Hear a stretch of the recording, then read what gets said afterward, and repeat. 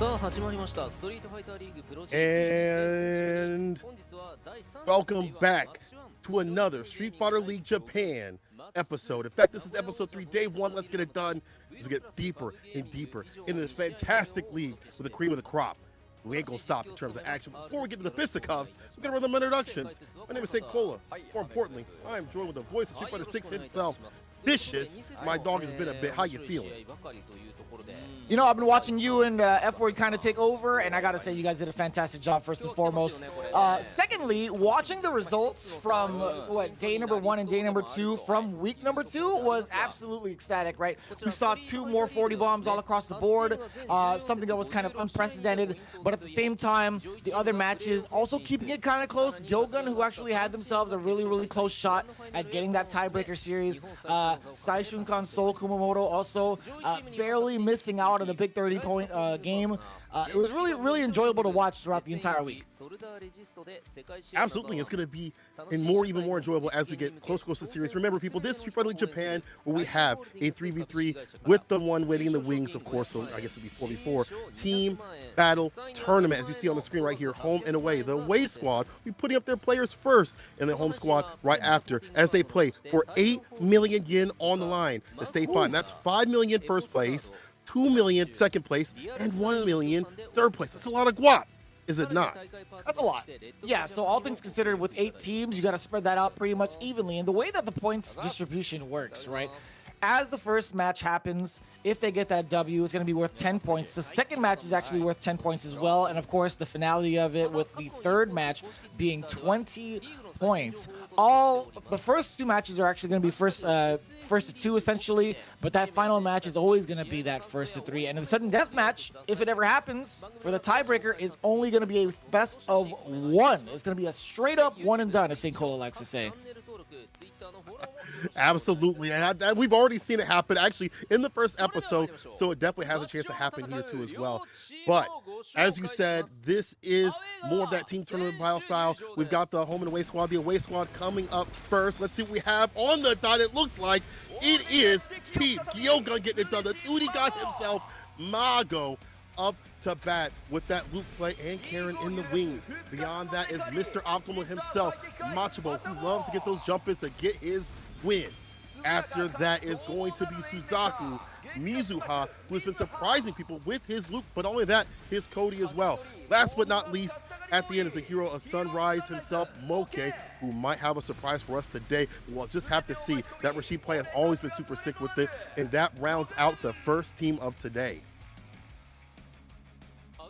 Really excited what Gyogun is going to be doing this week in regards to like how they performed from the previous. But the home team with the advantage right now, starting things off with Team Shinobiism Gaming, none other than Momochi leading the pack as the prime Shinobi, followed by the master of lethal, the grave maker himself, Fujimura.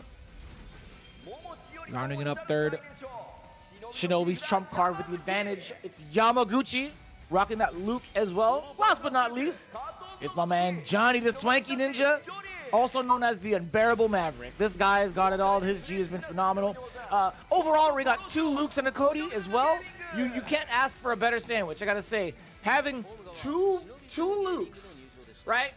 Either to start things off or end it up at the bottom, it's still gonna be a good sandwich either way. Absolutely, absolutely fantastic.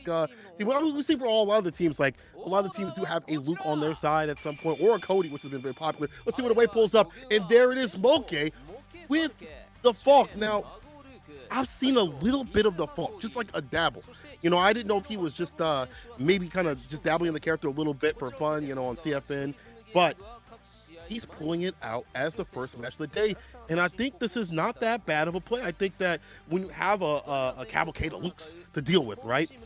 I don't think Falk, I don't want to say Falk beats the character, but she does well against the character. The ranges where he wants to be at, she stays out of. And he has problems against characters that zone. Now, does that mean the character wins? Probably not, but 5-5 is something you can ask for, be happy for. Yeah, I think Falk covers a pretty decent spread for covering at least maybe like obviously the Lukes. That's been the prime objective for a lot of these players right now in the current season. Luke has just been like terrorizing the streets. CFN in a proper format, CPT if need be. But yeah, I think Falk is going to be a big test right now. I think there's still a lot of data being processed in regards to what the actual loot counter is. I know Nemo had taken to the streets with using Falk as well. Going right into it though, I do believe with Shinobiism Gaming, Fujimura is going to be the first one up to bat. And that's going to be, we're going to see that test, right? We're going to see the Luke play versus the Falk choice for Moke. I'm not too sure how it actually works out because this is a rarity in and of itself. Like seeing Falks at this capacity, we only really see the 4 Phils representing from the European League or just the European area. I would love to know pretty much all the data that gets processed from this match. 100%. Moke himself says, as expected, he said, Falk will beat Luke. Those are bold words. Say your character beats Luke, or maybe he's saying that he will beat Luke with Falk, but either way, it's bold of him to come up against someone that is optimal himself. And Fujimura himself says, I know his tactics in and out. I will beat him, so be prepared. And we've seen the optimability of Fujimura always have something different with the Luke. I feel like he really accesses what's strong about the characters. We saw that with the Chun-Li, the Akuma, and the other previous characters with the Buki too as well. He always picks out what's strong with the characters and works with it, especially that back heavy kick of Luke. That has been the tail of the tapes for a lot of his matches recently. And we do have that kind of empirical data coming in from Moke and the way that he's been performing overall, right? His Rashid kind of fell short from week number 2. Fell against Sako 0-2, as a matter of fact. We had kind of similar results over on the first week where they had to face off against Hiroshima Team Ikuza, where Moke had fell short against Inaba. But he started off pretty strong, I will say. He actually was the first one to get like 2 points in that, and then just fell short, got downloaded after. Wasn't the best performance, but this is going to be where it kind of changes for Moke. This is where we can get a turning point, where we get to see him utilize a side character to figure out what needs to be done against Luke. But I think with Falk, it has to be just a Luke-specific kind of thing. So, being on the away side, having to lock in your character in order, he says he wants to, have this kind of risk, put himself out there, and not be too susceptible to the quote-unquote counter pick. All things considered, you have 2 Lukes on the squad. You kind of want to like play the percentage game. It's like, all right, well, they have to be sending a Luke, right? It's not going to be a G or a Cody. Yeah. I mean, that makes sense. Like, you don't want to set up G or Cody because, like, Falk does well against those characters too. And if you're going to set up something, it's going to be, most probable answer would be Luke. And even if Luke is outrange, if he gets in, he's going to do some damage. He's going to be able to put this character down to the ground. The conversions that Luke gets off, it's what he gets off of his buttons. His buttons are pretty good, but it's what he gets off of those buttons when he does land those hits. The Oki that he gets off the target combos, off the lights and things like that lead him into Oki, into constant pressure, are what make him so powerful. So Moke's game plan is going to have to keep him out as much as possible. That long-distance relationship, it's not you, it's me kind of thing. Keep him out, that's what it's about. Let's see if that can happen, because Fujimura is definitely always having something at the ready. He even said himself, he's got the tactics, he's had something for him. And if you watch Fujimura's stream, he's playing dang near everybody for hours upon hours. I've seen him play a variety of characters, so I wouldn't expect him not to have something ready for this character, even though there aren't that many folks in Japan, besides Zabel and Illy, maybe that's it. Yeah, it's very much so a really rare character. I mean, like anywhere you go, right? Any sort of region, there aren't like too many Falks out there, or Falk players putting in like that significant damage to have that kind of notoriety to it. But I mean, the same thing could be said with all these players, right? A lot of these players have been streaming a lot of their practice sessions, even some of their events from like World Warrior 2 from like previous ones. But other than that, they've all had like one mission in mind, and it's to either sharpen up their Luke or find the counter to Luke, which is a kind of interesting theme. I will say interesting in a very light sense, but it needs to be done. It genuinely needs to be done, and I get that. Like you're playing to win. You're striving to master this character in time for the big league, because it all leads up to one big showdown at the end, right? Even if you win Street Fighter League Japan, you have that opportunity to play against the other leagues. You want to make sure, like, hey, like, if my Luke's not sharp now, I gotta get it ready by the time we end up, potentially winning this whole thing. 100%. You're out here every single week, twice a week, I should say, coming through the strong play and just sharpening that sword, getting it ready and steady. This is like probably the best place to do it, besides obviously the CPT that they have, which is probably the most stacked one in the world for the World Warrior event.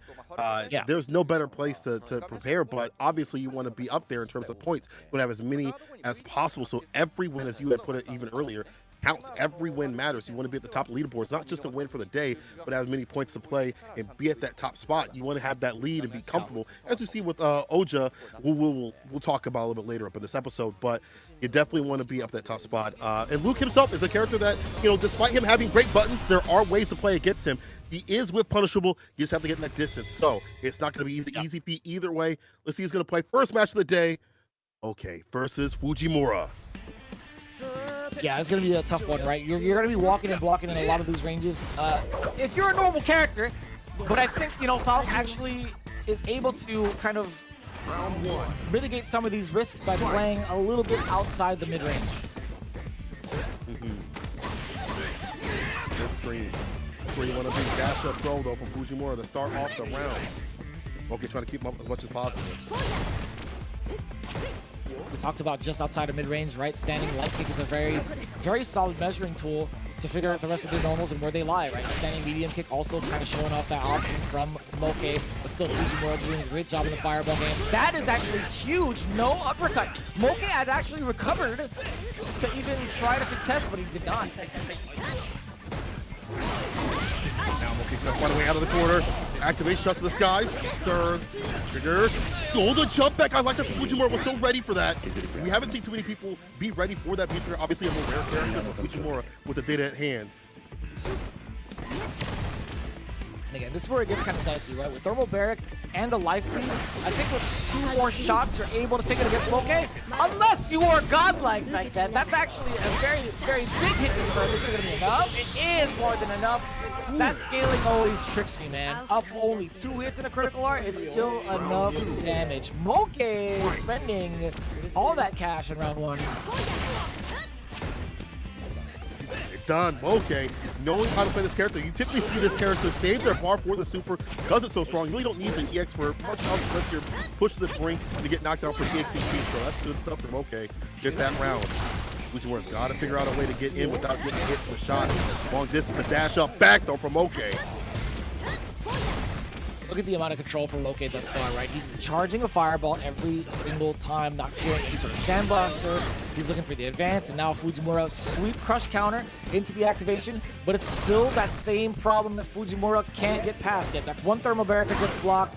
It's going to be so tough. Anti-air there for Moke, this time not taking the punishment. Universal gets some distance with it. Moke in the lead, may not need B-Trigger to send him out. Fujimura has to work him into the corner, but we've already seen Moke play very well from this corner position. He can't get in. The 4 Fears stopping his approach. Anti-air, nice and easy. About to be the chip, no difference. There it is. Okay. That's been... There's just so much control from the side of Moke right now. It's actually it's going the exact way that he expected. Right, just the way that he's been moving, the way that he's been controlling the pace in neutral. It's just been... It's confident, right? It's the exact stuff that he's been practicing, and it just looks and feels so confident.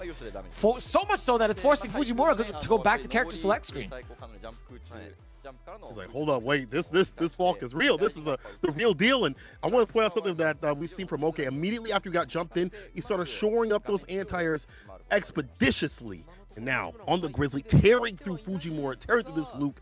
Maybe this is the answer, at least the answer right here for Fujimura. But we'll have to see, because Fujimura does have another character. When I went to his stream, I saw him practicing a little bit of Chun-Li. And he was like, this is my secret weapon. This is the secret weapon that I have in the back. I don't really show it like that. I only pull this out for certain instances. I don't know if think it's a secret weapon. That well against Falk, though. That's not really a secret weapon, man. I feel like that's a character that he's flexed in previous seasons of Street Fighter League Japan. There's no surprise, and even in CPT, Fujimura has definitely used Chun-Li, so I don't think it's gonna be a secret to anybody. Round 1. Either way, not coming through the play. It's gonna be right to the Luke back into it. You guys a different game plan now. Okay, shooting that control once again. Oh my god, the control standing light kick. We talked about that earlier, being a big deterrent in the neutral. Fujimura can't get past the normals. And now, you know, we're starting to see a lot more activity from Fujimura moving forward, but still gets stuffed. A lot of these normals just stop and lose dead in his tracks. Yo, Oki gets across the DP against the dive kick. Had the right range for it, but Moke still bleeding. Fujimura bleeding until the activation of the tech, though. And again, that light kick has been stopped, as you put it, that measuring tool. It's also been stopping dashes from Fujimura, but lands it jumping off the Fierce. Excellent call. Yeah, mitigating the damage off of that, using the view reversal to stop thermal barrack midway through. Here comes Fujimura. Does have the trigger still. No whip punish on the Fierce. He wasn't ready for it. Okay, with the 4 Fierce. In his hands right here. View reversal, that's going to make the next shot hurt a lot more. In fact, that store up should actually be able to kill if he gets a hit. It's really back up. Fuji spins it for the EX, using the armor to get through. Can't do it again. He has no health to play with. That's the problem, right? He can't use that armor anymore. He doesn't want to spend that bar regardless. He's going to have to get a solid hit confirmed off the counter raid, and he does so. That was actually super sneaky. Fujimura has gotten away with just a few dashes unchecked against Moke, and the one time Moke actually tried to contest it, he was too late. Fujimura able to stay on set point for a little bit longer. Now the medium, he's on that mid range to get a little bit more of the passive with the medium punches, the lights, and things like that. Nothing from Moke on that. Interruption on the 4 Fierce gets the EX. And the follow-up, forcing Fujimura to back rise, catching closer and closer to that corner position.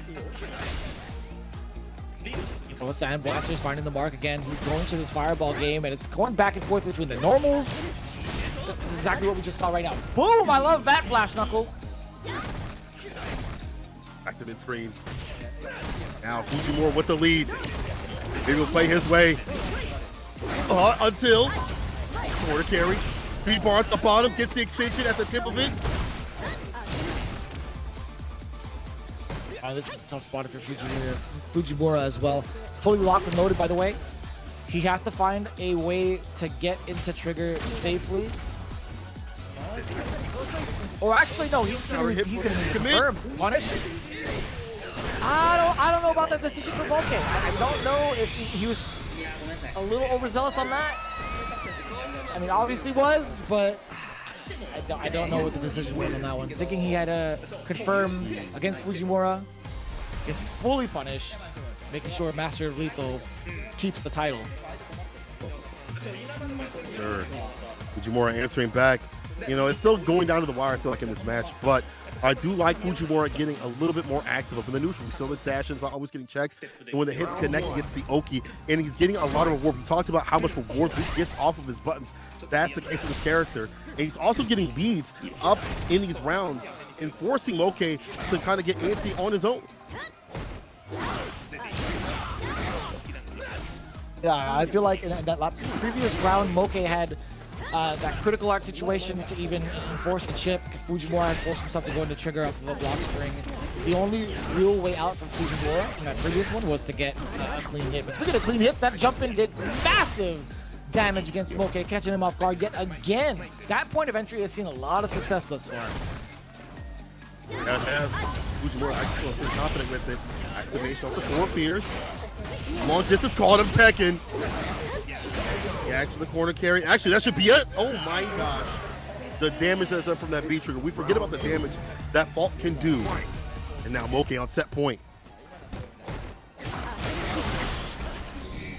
A big interruption and utilizing the meter to send him right back. That's so smart from Moke because look at the space between them. Now he gets to dictate it a little bit more with some of the heavier normals that he has in his arsenal as Fault. But also, what's great about it is he gets to set up so much of this chip damage and build up even more meter off of it. That's true. We haven't seen him really commit to saving that bar just for the CA, but now he's using it for the extension for these EX moves and pressuring Fujimura up in the corner. Fujimura's got to make a big comeback right here. Got the V trigger, but activation's looking real long. Interrupts the medium kick right there. Moke knows that this could be Fujimura's last dance, last chance. Hard combo gets the knockdown. He's fine with that. Yeah, Moke still has pretty much one confirmed away from EX bar. Could lead to massive damage as well, or you can just slowly whittle away at Fujimura's life with a couple of shots. One more shot is actually going to do it. spending the ball. Thrown up. Doesn't need it. That was a sweep, no activation from the side of Fujimura? Oh, that's uncommon. That is highly uncommon. Just broke down. That last second wasn't able to confirm the V-trigger to at least get the plus frames or at least stay in the game. But it's one thing for a player to drop, but the other to pick it up, though. And Moke, seeing that confidence in his play with this character that we haven't really seen in the league, or even that many times, maybe even on his other matches, seals the deal, and you can see the strength that he has put, the work that he has put in this character. He was definitely ready and prepared for this matchup. Yeah, most of the time, sweeping a V-trigger is going to leave you at an even, pretty much even, actually, going right into that. So it's still going to be a risk no matter what. I feel like even with the amount of bar that Moke had, it's like, if you're going to go into sweep, it's either you don't activate if it hits, obviously, you're confirming off of that.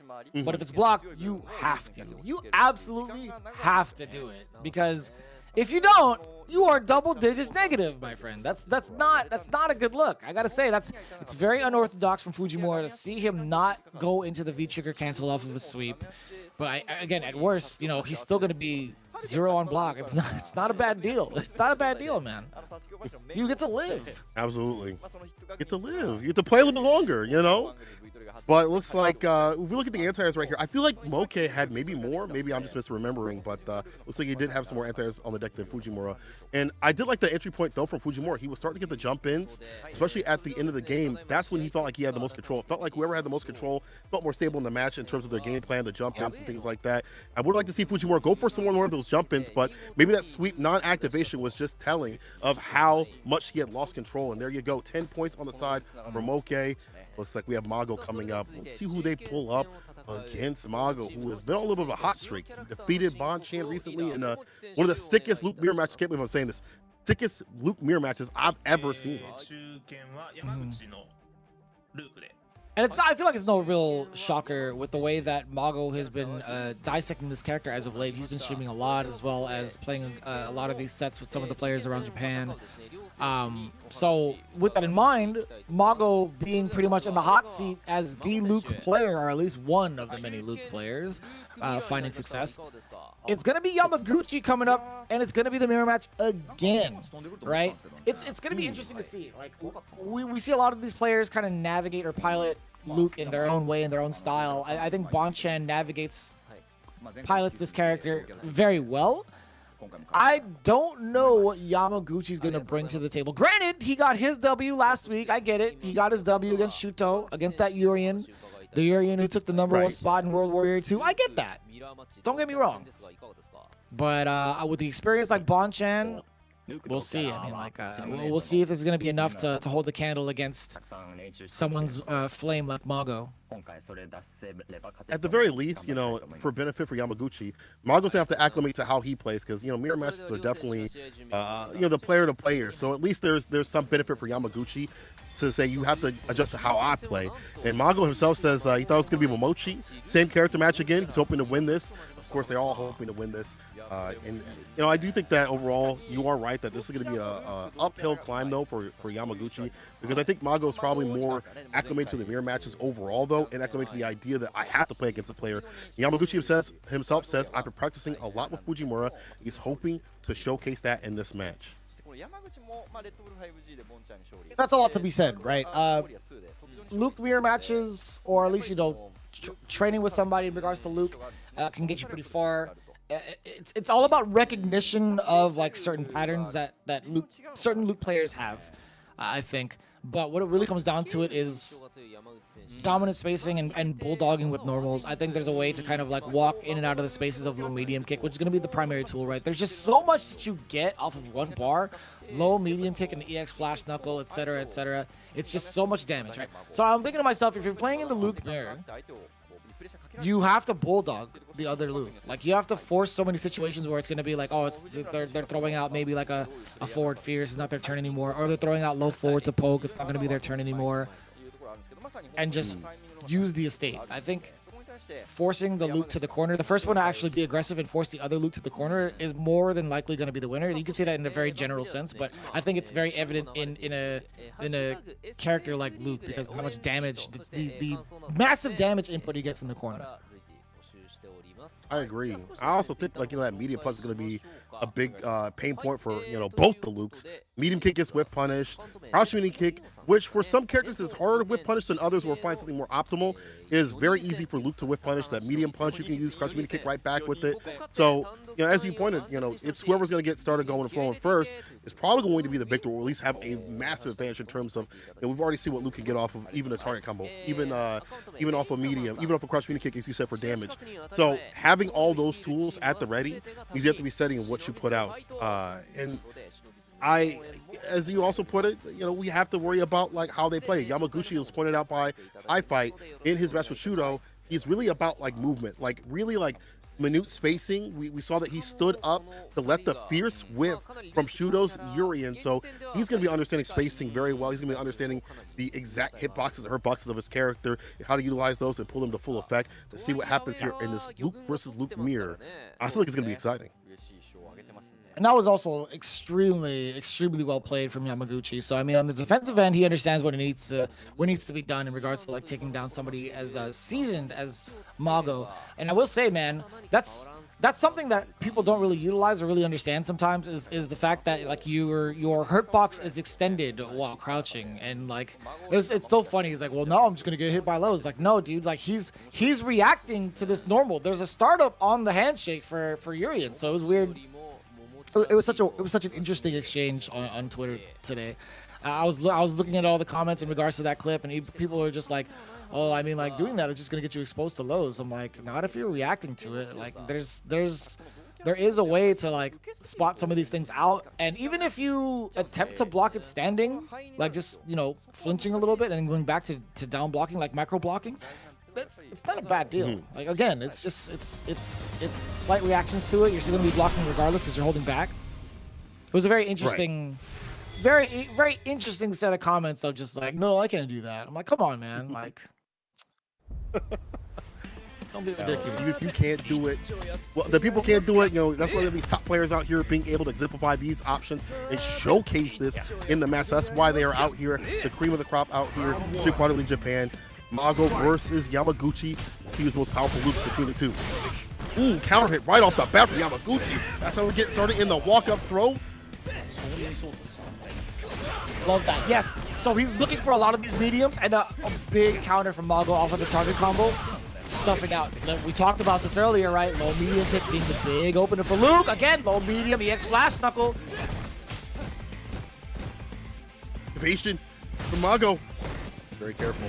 That medium kick is with punishable too as well. People kind of forget that medium kick, that activator for V-trigger is, if you stay at the right range, easily whip punish. But here's the activation, the hit from Yamaguchi, got off the counter hit.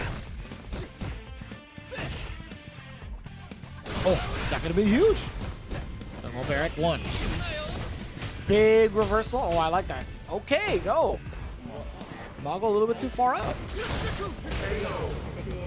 No, didn't get the confirm. The Yamaguchi capitalizing, getting that first one on the board. A little slight smile on his face.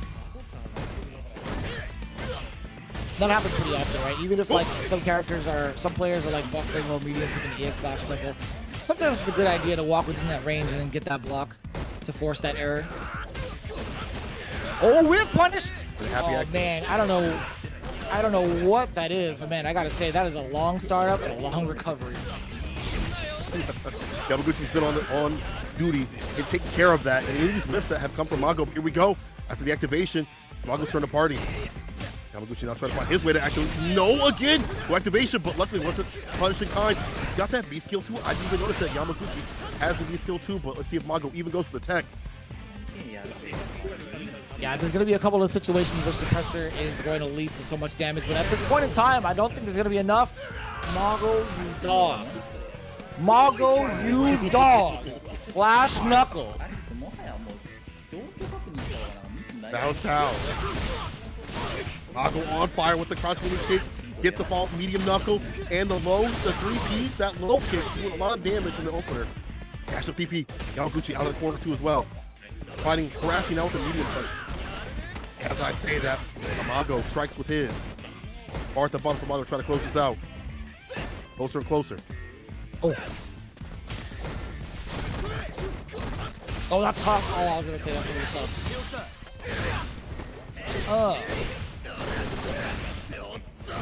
Significant amount of damage. What happens after this for Yamaguchi?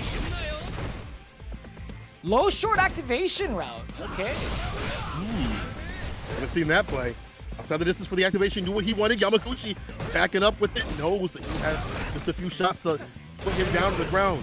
Mago is not going to be able to activate this round. Yamaguchi taking it. Wins. You know, I mentioned a little bit about who pilots the character better between Bonchan and Yamaguchi. I gotta say, man, Yamaguchi is trying to make me look like a fool out here, and for very good reason, I will say. I think he's well-versed in the Luke mirror match, to be quite honest with you. You're seeing some of the maneuvers that is what I was highlighting, right? You're trying to bulldog the other player and force some of these errors against the other Luke player, like walk into their normals and make them think they have to confirm, or at least have some of these errors on the buffers. But we'll see. That was only game one. Mago off to a fantastic start already. Fishing with the crouching medium kicks, or sorry, medium punches, and also getting the throws as well. The big interruption now from Yamaguchi. He shifts. Makes it to that deep bar guy that's out at distance. EX, dash up DP, of course, from Mago. Giving it meaty, but Yamaguchi striking back up with the crouching medium punch. Look at that. Outside the range for the medium punch, any of the activation, he understands what Mago wants. He says, that's disgusting. I don't want any part of that. But this is the inevitability of Street Fighter V. Won't survive that B trigger extension, and that's Mago getting the win. Mago's one of those players that I feel like he's more about that momentum. Femi had mentioned this previously. Like, Mago, if he can get in that confidence zone, he's hard to stop. Yamaguchi's doing a good job of stopping that from happening. He's a Karen player, right? He's already used to like recognizing low forwards when they hit. He had a slight error in the first game, but at the same time, it's like, you know, low forwards, it's any sort of confirm. Mago's got that down pat. He's been doing that even before 5 even came out, even before Yamaguchi was born, I feel like. Speaking of low forward confirms, again, Yamaguchi bulldogging Mago. This is going to be so important, right? We talked about who has the advantage. No, I gave you so much credit off of those low forwards, and you give me that error? Come on, Mago. Excellent. Sweep off the nice feet. And easy. So clean. Yamaguchi Absolutely on point. Beautifully done by Yamaguchi looking to clean up.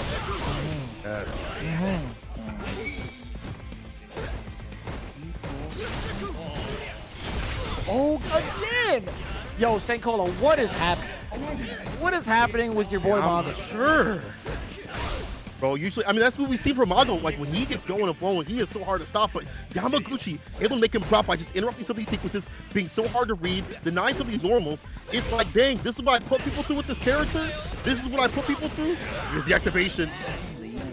Drops him in the corner. Closer and closer, trying to push it back with the trigger fireballs. Oh. May not be the optimal whiff point, but still 2 throws in a row. Keeping Yamaguchi locked down, but still thermal barrier could be a threat. He's inching a little bit backwards. He's kind of trying to bait Yamaguchi into walking forward. Oh, that's unnecessary roughness. Mago, jeez. Says, I'll make sure this one hits. And right there ties it up, and this is what we talk about consistently with Mago. It's when he has that confidence, when he's got that ability to, like, you know, I don't want to say feel himself, but understand, like, yo, I am the 2D god. That walk and throw, maybe not so optimal, but it just shows me that Mago is in his bag. Look at that smile right there. He's like, yeah, I'm Mago. I remember how to play this match. Not only the match, but read the player and their abilities too as well. It's actually kind of nuts because he's committed to low forward, EX flash knuckle 2 times over and got severely punished, but still manages to get that round. Like, that's actually kind of crazy. Happy accidents. Able to stay solid. Mago's trying to stay outside that forward pierce range. Just around that forward pierce and medium punch range, but still walking with the medium kick and the medium punch to harass. But Yamaguchi with the answer right back of the medium, and Mago challenging on the wake up a lot more.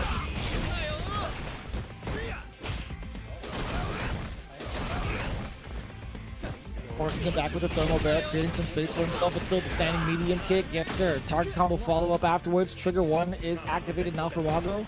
Yamaguchi, not too much of a problem, really. He's going to walk him down to the corner. But Mago, again, fully locked and loaded just about a little bit. Any sort of confirm.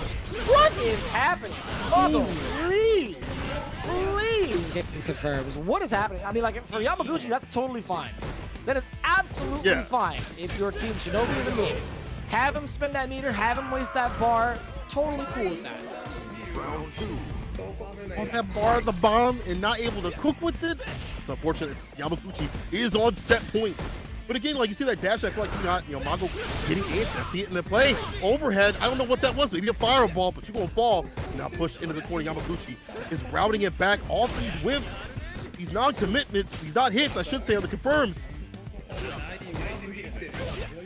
I'm about to eat my words, man. Yamaguchi is definitely piloting this character better than Mago right now. But I feel like as soon as I say that, Mago gets the opening. He is actually listening to the commentator's curse. He's actually believing fully into the lore and the superstition.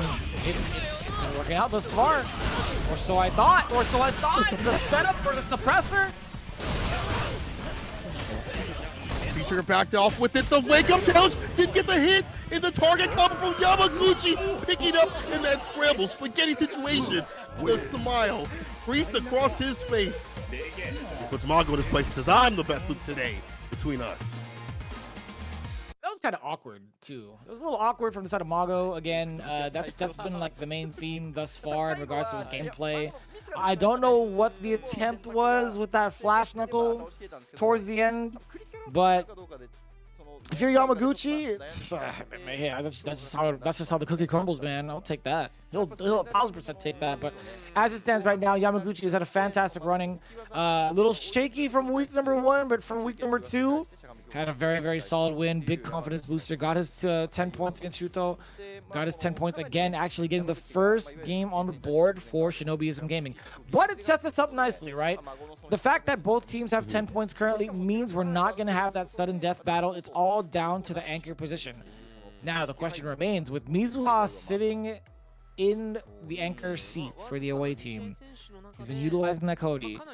Do you think it's going to be an intentional mirror match lesson from the side of the Prime Ninja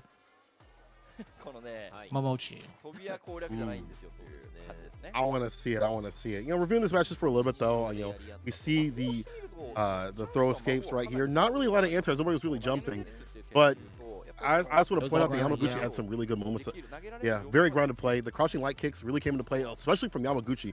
I don't really typically see Luke players utilize that button as much, so I like that he's kind of putting that out, and also picking up what Mago's dropping down. So if that's how the rounds go, that's how they go. Now back to the Momochi question. I feel like you put up Momochi because I feel like he has had such a strong capitalization on that character. He has had such a strong, showing with that character. We saw him last week against Sim. That is Cody's worst matchup, I would think. And he did that by playing the player so well. He definitely had a game plan. So I'd like to see Momochi go up for a mirror match. Yeah, I definitely want to see the same thing. I think Cody does a lot of. I mean, he's a very versatile character. Before I say something kind of weird, I think Momochi being the innovator of that character is what's going to give him a pretty big advantage because he understands like the inner workings of how Cody's operating.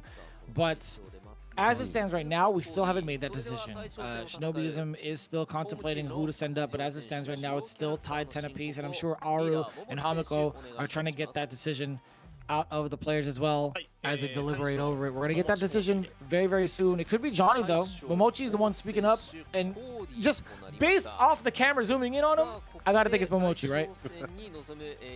Yeah, it looks like it's gonna be Momochi going up with the Cody. He does have other characters that he could play, but he's ready with that mirror play today. So we're going to be seeing the Codys go at each other for another mirror match. And as you have pointed out, he's going to have, I think, a significant advantage in the fact that he has innovated this character so much, has been the top dog that we have seen, winning CPT, qualifying already for Capcom Cup later on, has already done fantastic in the league, has done fantastic when you watch him on the stream play against dang near everybody.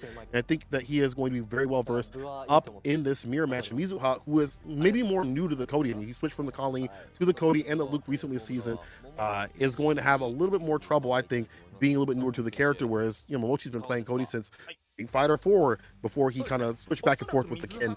And he also played Cody, obviously Street Fighter 5 for the character, and switched back a little bit, when Colleen was stronger, but is back to the grind with the mayoral duties. Looking back at previous weeks for Gyogun, Is this Mizuha's first game? No, it's actually his second, right?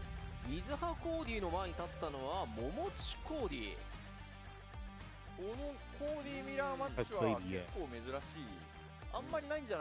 I'd imagine Mizuha- Mizuha played, right? Yeah, because he played against Tokido's Luke. He actually fell short 0-2. I think it was in week 2, day 1. It was Gyogun versus V6. Yes, yeah, you're right. Because Luke, it was Luke versus Cody, and it was at 10 points on the side of Tokido. So Mizuha himself says he didn't expect that this is going to be a mirror match, but he will do his best. Momochi says Mizuha's Cody is the first time he has fought against it, so he's looking forward that he will do his best as well. Going to be who is the best of the Codys to put on the rest. This is awesome. This is the final match between the two to get the most points on the board to win in the end for the two teams. These guys work cut out. Yeah, that's how it's going to spell out, right? When you're looking at the anchor match with worth 20 points, not having the sudden death battle. I think this is very optimal with in regards to like getting yourself the maximum amount of points, right?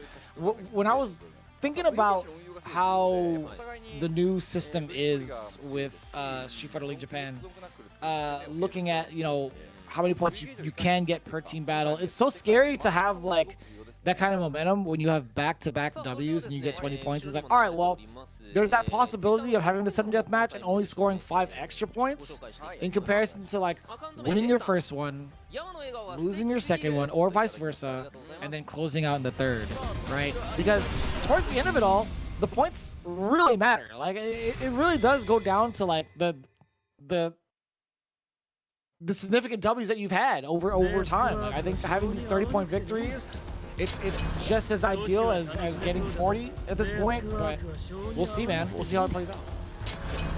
Yeah, we'll see how this match plays out. See what's about. We have some Twitter comments coming in real soon here as we begin. Cody versus Cody, Mizuha versus Momochi. Asking with that meeting kick to start things off, and the Twitter is saying they love Momochi's smile. Let's see if he's still smiling after this match. First to 3, it's a very rare one at that.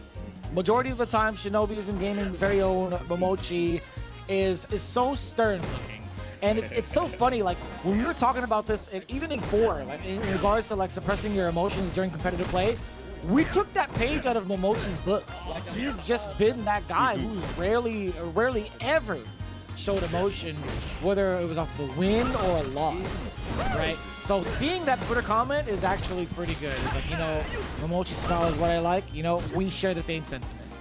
Hey. And let's see if he's smiling. He's not doing a good job of harassing with the medium kick. It's definitely been the play of the day is the medium kick. Over and over, you try to get the jump in, no anti, gets the counter hit off the backboard with a heavy song. We always see Momochi always be optimal, and right here, will be super optimal. Fierce medium ruffian, of course. Yeah, you have to hold those plus frames. That's stun and done. The first one to Momochi. Round 2. And it was all off of the medium kick that you were talking about, right? He had a jump and block, slight stutter step forward into the frame trap medium kick. But a couple of dashes too much from Mizuha. He actually had an opening, gets back going set for his troubles again. Overcommittal is what it was. Up in the corner. This is exactly where you want to be if you're Momochi. Mizuha's got to find a way out. He exhausts, you know, they're charging that. Try to get some distance with it. There it is. But the view reversal, he knew what to do. On block, not that much of a danger because you can go with the view reversal on that first hit, get some distance with it. And that's bar spent. There's the activation route. Oh, but it's too far out. Yeah, low medium kick. Oh, what a counter poke from Momochi. That was sick. It's the knife of all things. Those hitboxes. Ooh. Want to poke it out. That shows you how strong he is in this match. EX like that. Whips. See the corner carry off the EX Ruffian. Rush me to kick just harassing. So he's going for the knife. Guys will call up in the corner. Off the walk back.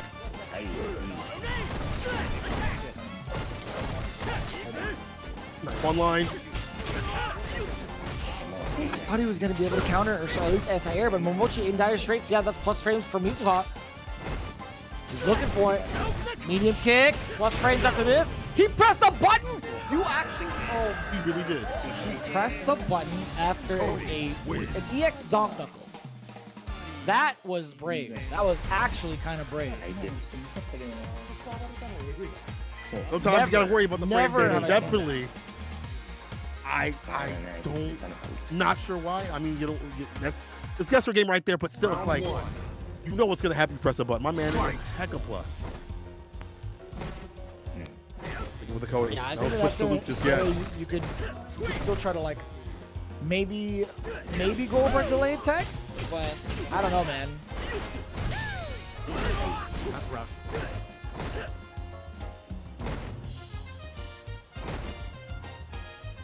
Up on the side, I'm Momochi. He's playing so patient, it almost doesn't matter. See him constantly crouch blocking too as well. Not get over the crouching light kick is, that gray life is going to do a ton of damage. Turns over after that heavy zonk. That's his EX. Oh. And kick connects. Still, yeah, Mizuha's been fishing a lot with that forward roundhouse a couple times over.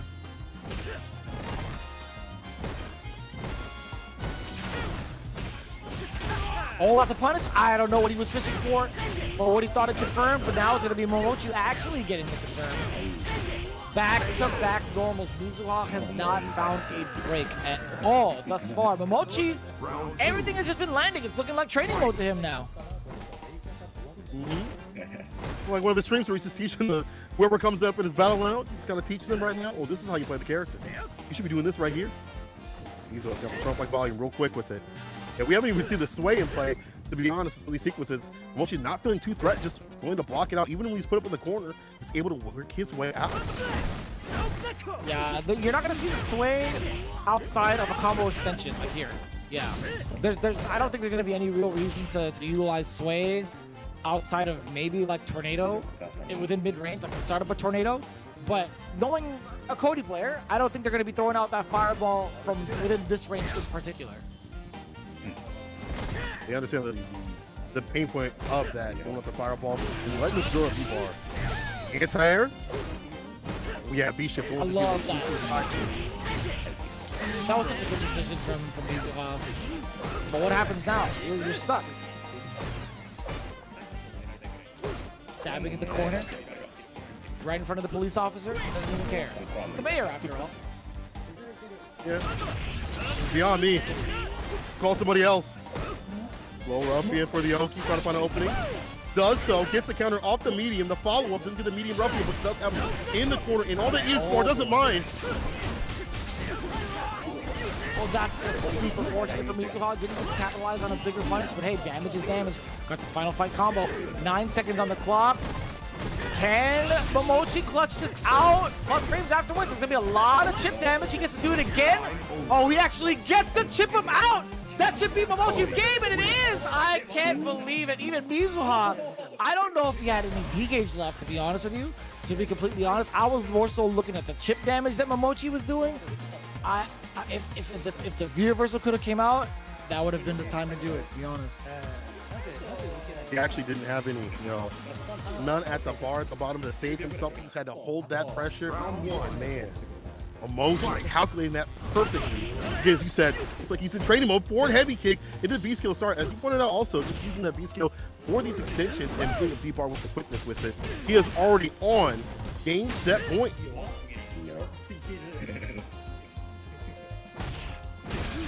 Look at that, just tantalizing his opponents. Momochi just walking in and out of the ranges. Mizuha's just been so reluctant to even press a button. And for very good reason. Momochi immediately getting the big counter poke against them, and it's going to be so tough for Mizuha. What a hill to climb, and a snowy slope as well. Any sort of mishap is going to lead to death. But now, let's get the big opener. V trigger activation. A big extension from corner to corner, by the way. This character's good. Real good. That's good stun. And we're going to put his post stun fun. We'll go from bar, like build the bar. Up to the zone. The throw right after. One more hit will do it. You have that E-Sport to threaten an E-Exalt at any point. This could still be in his hands as he lands the E-Exalt. You're actually kidding me. Hold on, how did he find the This time? guy. How did he find the time? Momochi is so good. Momochi is so good. And what's crazy about that is Mizuha just took it.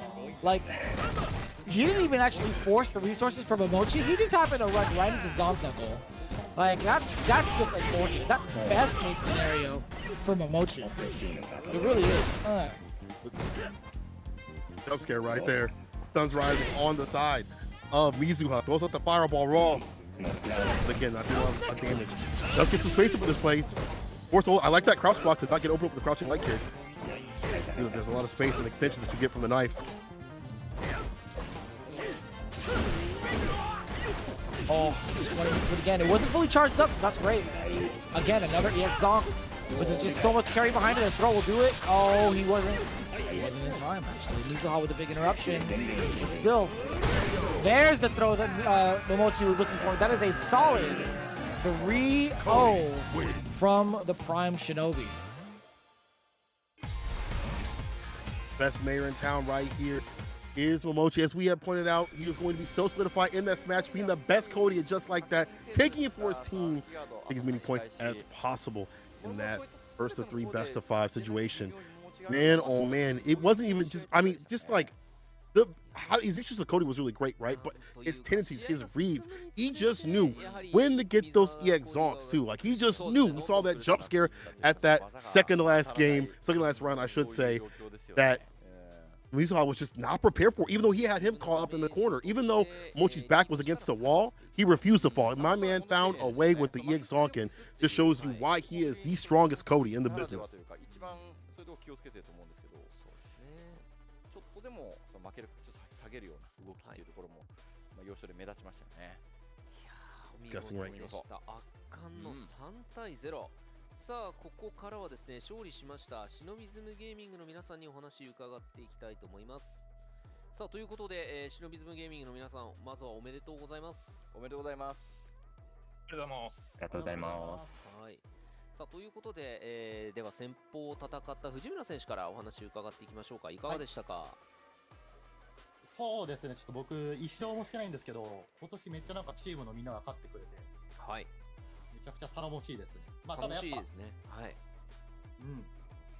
負けてるのは良くないんで、反省して、僕も次から頑張りたいと思います。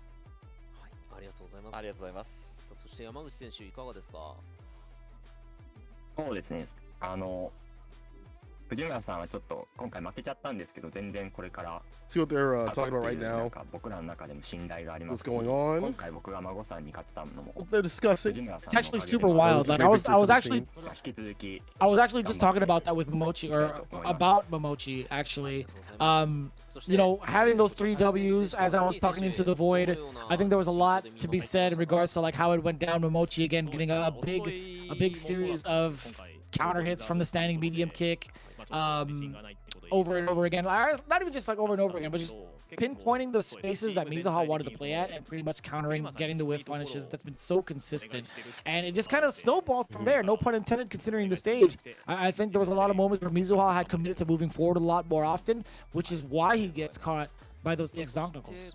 We really saw like the capability in this match, being able to whip punish V-trigger knife from Cody. That takes a lot. You don't typically see that from a lot of players because the reward is so well on the knife. There's so much range on the knife, and the capability of Momochi to be so solid in that match just in general. It just felt like he was in training lab the entire time, just controlling Mizuha. He's gonna have a little bit more work cut out for him. I think if this was any other mirror match for Mizuha, he would have had a better time, but Mochi stands at the peak, at the top spot when it comes out to Cody's. We're going to see what Mochi's talking about here in a second as their team is the victor. I'm sure they're very elated and happy. We might even see a little bit of a smile, a glimmer for the Twitter fans out there from Momochi.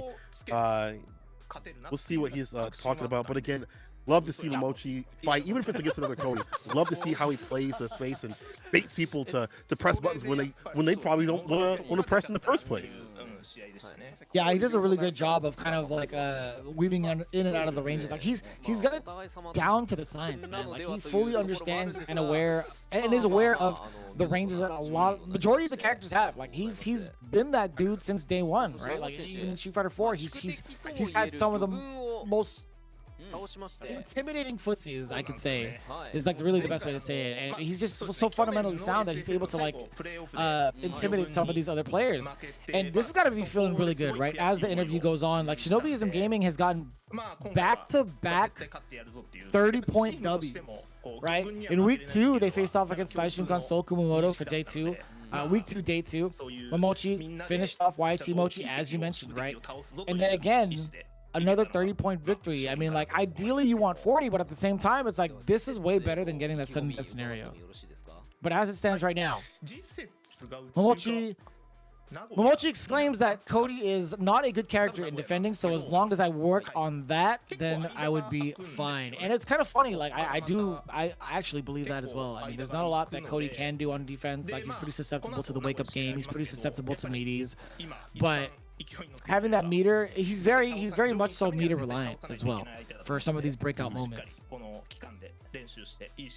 Mochi also says that the last game, last game, he lost against Gyogun, so he had to win against him this time. He said, this time, I took it personally. He definitely put the work in on them, and I do agree with that. The defensive, tactics lacking. We saw him utilizing innate defense, walk, block, also crouch block too as well. Changing up how he is crouch blocking. As we pointed out, the larger hitbox when you are crouching will be susceptible, but also not getting opened up by the text of the other character. Understand that crouch light kick is going to be a big pain point as well. Defending in many sequences against a knife, and also being outranged for whip punishing, so not to put himself in a situation where he has to be pressured, and using his V-bar very well. We saw V reversal come through against EXonks every so often, but also saving just enough for V-trigger. So he really worked on that. We saw that in this match. We're also going to see right here the stats. The anti-airs heavy, at least 50% on the side. He at least landed one anti-air, but yeah, mostly a grounded game overall from both the players. A lot of text on the side, or actually not as many text on the side of Mizuha. But it just goes to show that a lot of these games have been really ground-based. You don't want to jump, especially against a character like Cody. Standing fierce is a great anti-air. If he's got the knife, he gets in extension with the medium ruffian or up ruffian if need be. And up ruffian, even if itself, can put you down on the ground, so you don't want to eat the damage from his character. Even EXont can be an anti-air in some situations if you are real unfortunate. If you're ambitious, also. I will say, like, all according to stats, I mean, in regards to how it played off, the one jump in that Momochi actually had was in the first round, but also that got blocked. he had jumped in past, I think, a tornado, and did a micro walk forward into stand medium kick and blew up Mizuha's normal with a counter hit. So again, Momochi just understands the inner workings of how Cody is, and like how some Cody players operate, or how some players operate, right? So I gotta say that was really well done, well timed from Momochi. And again, that is a 3-0 dominant game. That is something that he's been practicing regardless of who it's gonna be, right? He practices and streams pretty much every single day. I kid you not. As we take a look at these highlights again, I think the Falc pick from Moke led to a lot of success. I mean, he was the only one that scored 10 points on his team, but the way that he controlled Fujimura, the way that he controlled Luke, that is a lot of data. That is a lot of positive data that you want to carry with you going forward. Absolutely. I mean, this was the pick really to do it, and this is something that maybe they weren't even expecting or be ready for. Fujimura definitely had some good moments. We saw him avoid the V-trigger once or twice, but it wasn't enough to do the job. And Moke just out-controlling someone like Fujimura, not able to get those sick optimal combos that we typically see from the character. This was sick. He had a good whip punish using the super to be able to seal it, but in the end, it was Moke's just fantastic mid-range play where just Fujimura was not able to get it. Look at that extension. Look at that range from downtown in the follow-up. That tech right there showed me that Fujimura was breaking down and dogged the damage that is done from this character. We forget about that. We look at the range, that's great. But if she can dump out damage with just a bar, oof. And that was it was so interesting to see that sweep just not going to V-trigger. It was so weird, but it is what it is, man. And then of course we see the highlight between Yamaguchi and Mago. Another couple of instances where Mago had critical errors, right? That critical error being low medium kick into EX flash knuckle. We've seen that literally like 3 to 4 times over in this entire set, and I gotta say, man, it is very, very unorthodox to see that happen from Mago. When he did get a confirm, he made it count, but at the end of it all, it was Yamaguchi to outclass Mago. We see it again. Boom. The destruction. We see where all of his life goes and why it even happens. It's just Mago not going for the actual reactions. Like, he's just committed to certain things and he gets caught dashing up thinking he's got Yamaguchi locked down. Oh, man. Oh, no. Ooh, that was the suppressor nasty. coming through. Oof. I don't really see that V skill, but Yamaguchi using a great effect right here. And there's that drop that you pointed out, but it takes a top player to pick it up. And speaking of top players, we had 2 right here. 2 Cody players at the top spot for this final match of the day. And man, oh man, did Momochi make it look like he did not have a plan. Look at how he had spaced himself out, how optimally he is, how much damage he gets off of every situation. I feel like, Cody's already a damaging character, but how many times we saw Heavy Song, how many times we saw Whip Punish, how many times we saw Momochi's be at that right range against a character that could do the same. was absolutely fantastic. Great play for a mirror match. I love the sequence too. As soon as I saw that activation into V Trigger 1, I already knew it was going to be lights out for Mizuha. He actually did not have that V reversal. Yeah, Sinko was right on that one. I will say that the amount of damage though was so close to not being in Momochi's favor. But this was actually a big heartbreaker, right? Even after the stun from Mizuha, it led to nothing. It led to an EX knuckle to the face. And then another instance where Mizuha is just on the ropes. He's just waiting deliberately. And of course, yeah, even Momochi, right? He didn't even want to go for a whiff punish with a normal. He made a statement. My man let the throw whiff and walk up and threw him back. Just like that, 30 points on the side. Shinobiism against Gyogun, who is not walking away empty-handed. They're getting 10 points, but again, want as many as possible for Street Fighter League to be in the top spots, especially early. We saw those big leads that happened previously in the last season with Good 8 Squad. You want to be just like them. You want to be as many wins as possible to be at the top. So I don't want to say coast, but if you do have a bad week, you can kind of pat yourself a little bit. But also, as the players winning, you get to take points away from the other players too as well. So it's also that the economy of like, oh, I get to take points away from them so that they stay in the bottom spots or they go down in the ranks too as well. So it's even more of a pain point for these players. It's been great matches, despite the fact that it has been mirror matches. It's still been really fun, and we definitely saw some swings. I did not expect Yamaguchi to take it over Mongo. I'm going to be real, because Mongo's been on a hot streak himself, which against Bonchan. But the one that happened with Momochi versus Mizuha kind of landed as it should. Yeah, I feel like that's definitely going to be in favor of Momochi. I think, you know, being with that character a lot longer. We talk about this a little bit, right? We talk about the skill level over in Japan. I feel like there is still a significant thing to say in regards to like how long a person has played that character. I think Momochi sticking with Cody is always going to be advantageous to him in the mirror match, like the amount of time and effort he's put into his streams as well. Mizuha, it's tough, man. Watching him go from Colleen to this character, I feel like, you know, Luke might be the play as well, but in regards to the other characters that he has in his arsenal, I think, you know, Cody may work out in the future. This is just a small bump in the road for now. Yeah, meeting up with that character against the top spot Cody was definitely not the most fun thing to have to deal with. What also is fun though is this beta coming up for Street Fighter 6 coming up in 2 weeks. I can't wait for this. I'm telling you, dog. I'm looking at Gal. I'm looking at maybe even Luke. I played a little bit of Luke previously and had a little bit of fun with him. He's definitely different in Street Fighter 6, but Gal is the one I'm looking forward to dabbling with, and maybe a little bit more of Jamie too, so you have more time to explore with a couple of days that we have with the beta. I gotta say, man, Kimberly is extremely fun. Kimberly is definitely gonna be that character. I think it's enough for me to drop Jamie and completely go to that character. But I'll tell you what, right now, as it stands, you know, we're looking at the World Warrior events going on throughout the world, really, and we see the results from the first and the second, right? Shuto actually just got his W back in like what, a couple of weeks ago. Actually, everybody was talking about it. Even Tokido was like, dude, this is the optimal Urian that I was looking for. Well, we're gonna see who continues on in that World Warrior campaign with number 3 going on October 22nd. And of course, St. Cola had mentioned this, the closed beta test. Be sure to sign up right now. You have to create a Capcom ID, log on to it, make sure to sign up. Again, it's going to be happening in October the 7th through the 10th on PlayStation 5, Xbox Series X as well, Steam. Everything is going to be available right now from what you see: ranked match, casual match, battle hub, open tournament, extreme battle, the game center, the training mode. Everything is going to be, man, okay, well, maybe not the world tour yet, okay, but it's more of a PvP rather than the PvE.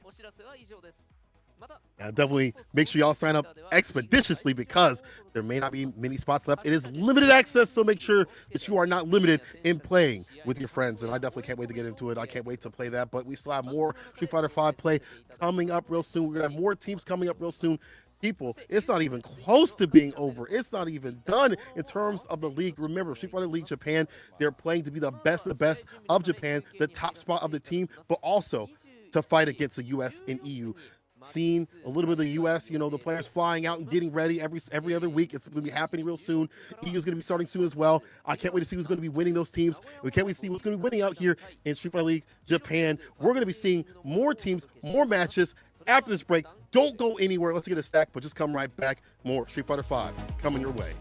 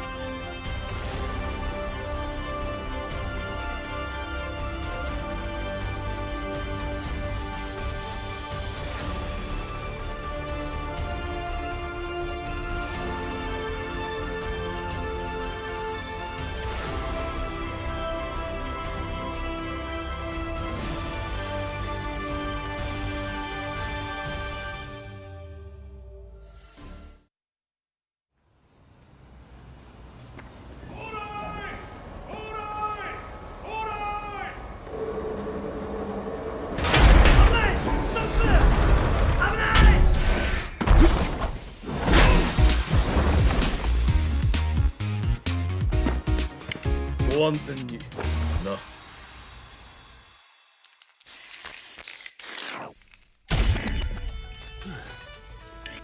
お、新入りかな。うん、いい顔に撮れてるじゃないか。改めて担当教官のルークだ。よろしくな。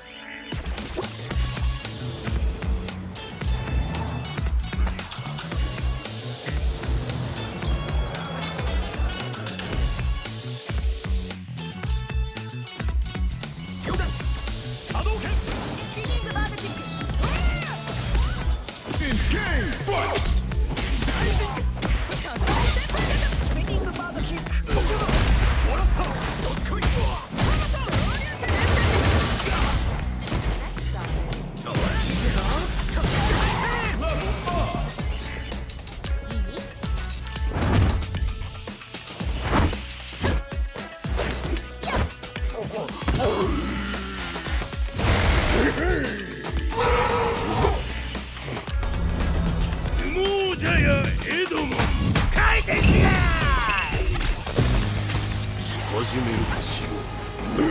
勝負だ。投票入りでごわす。手加減は期待しないでくれ。よ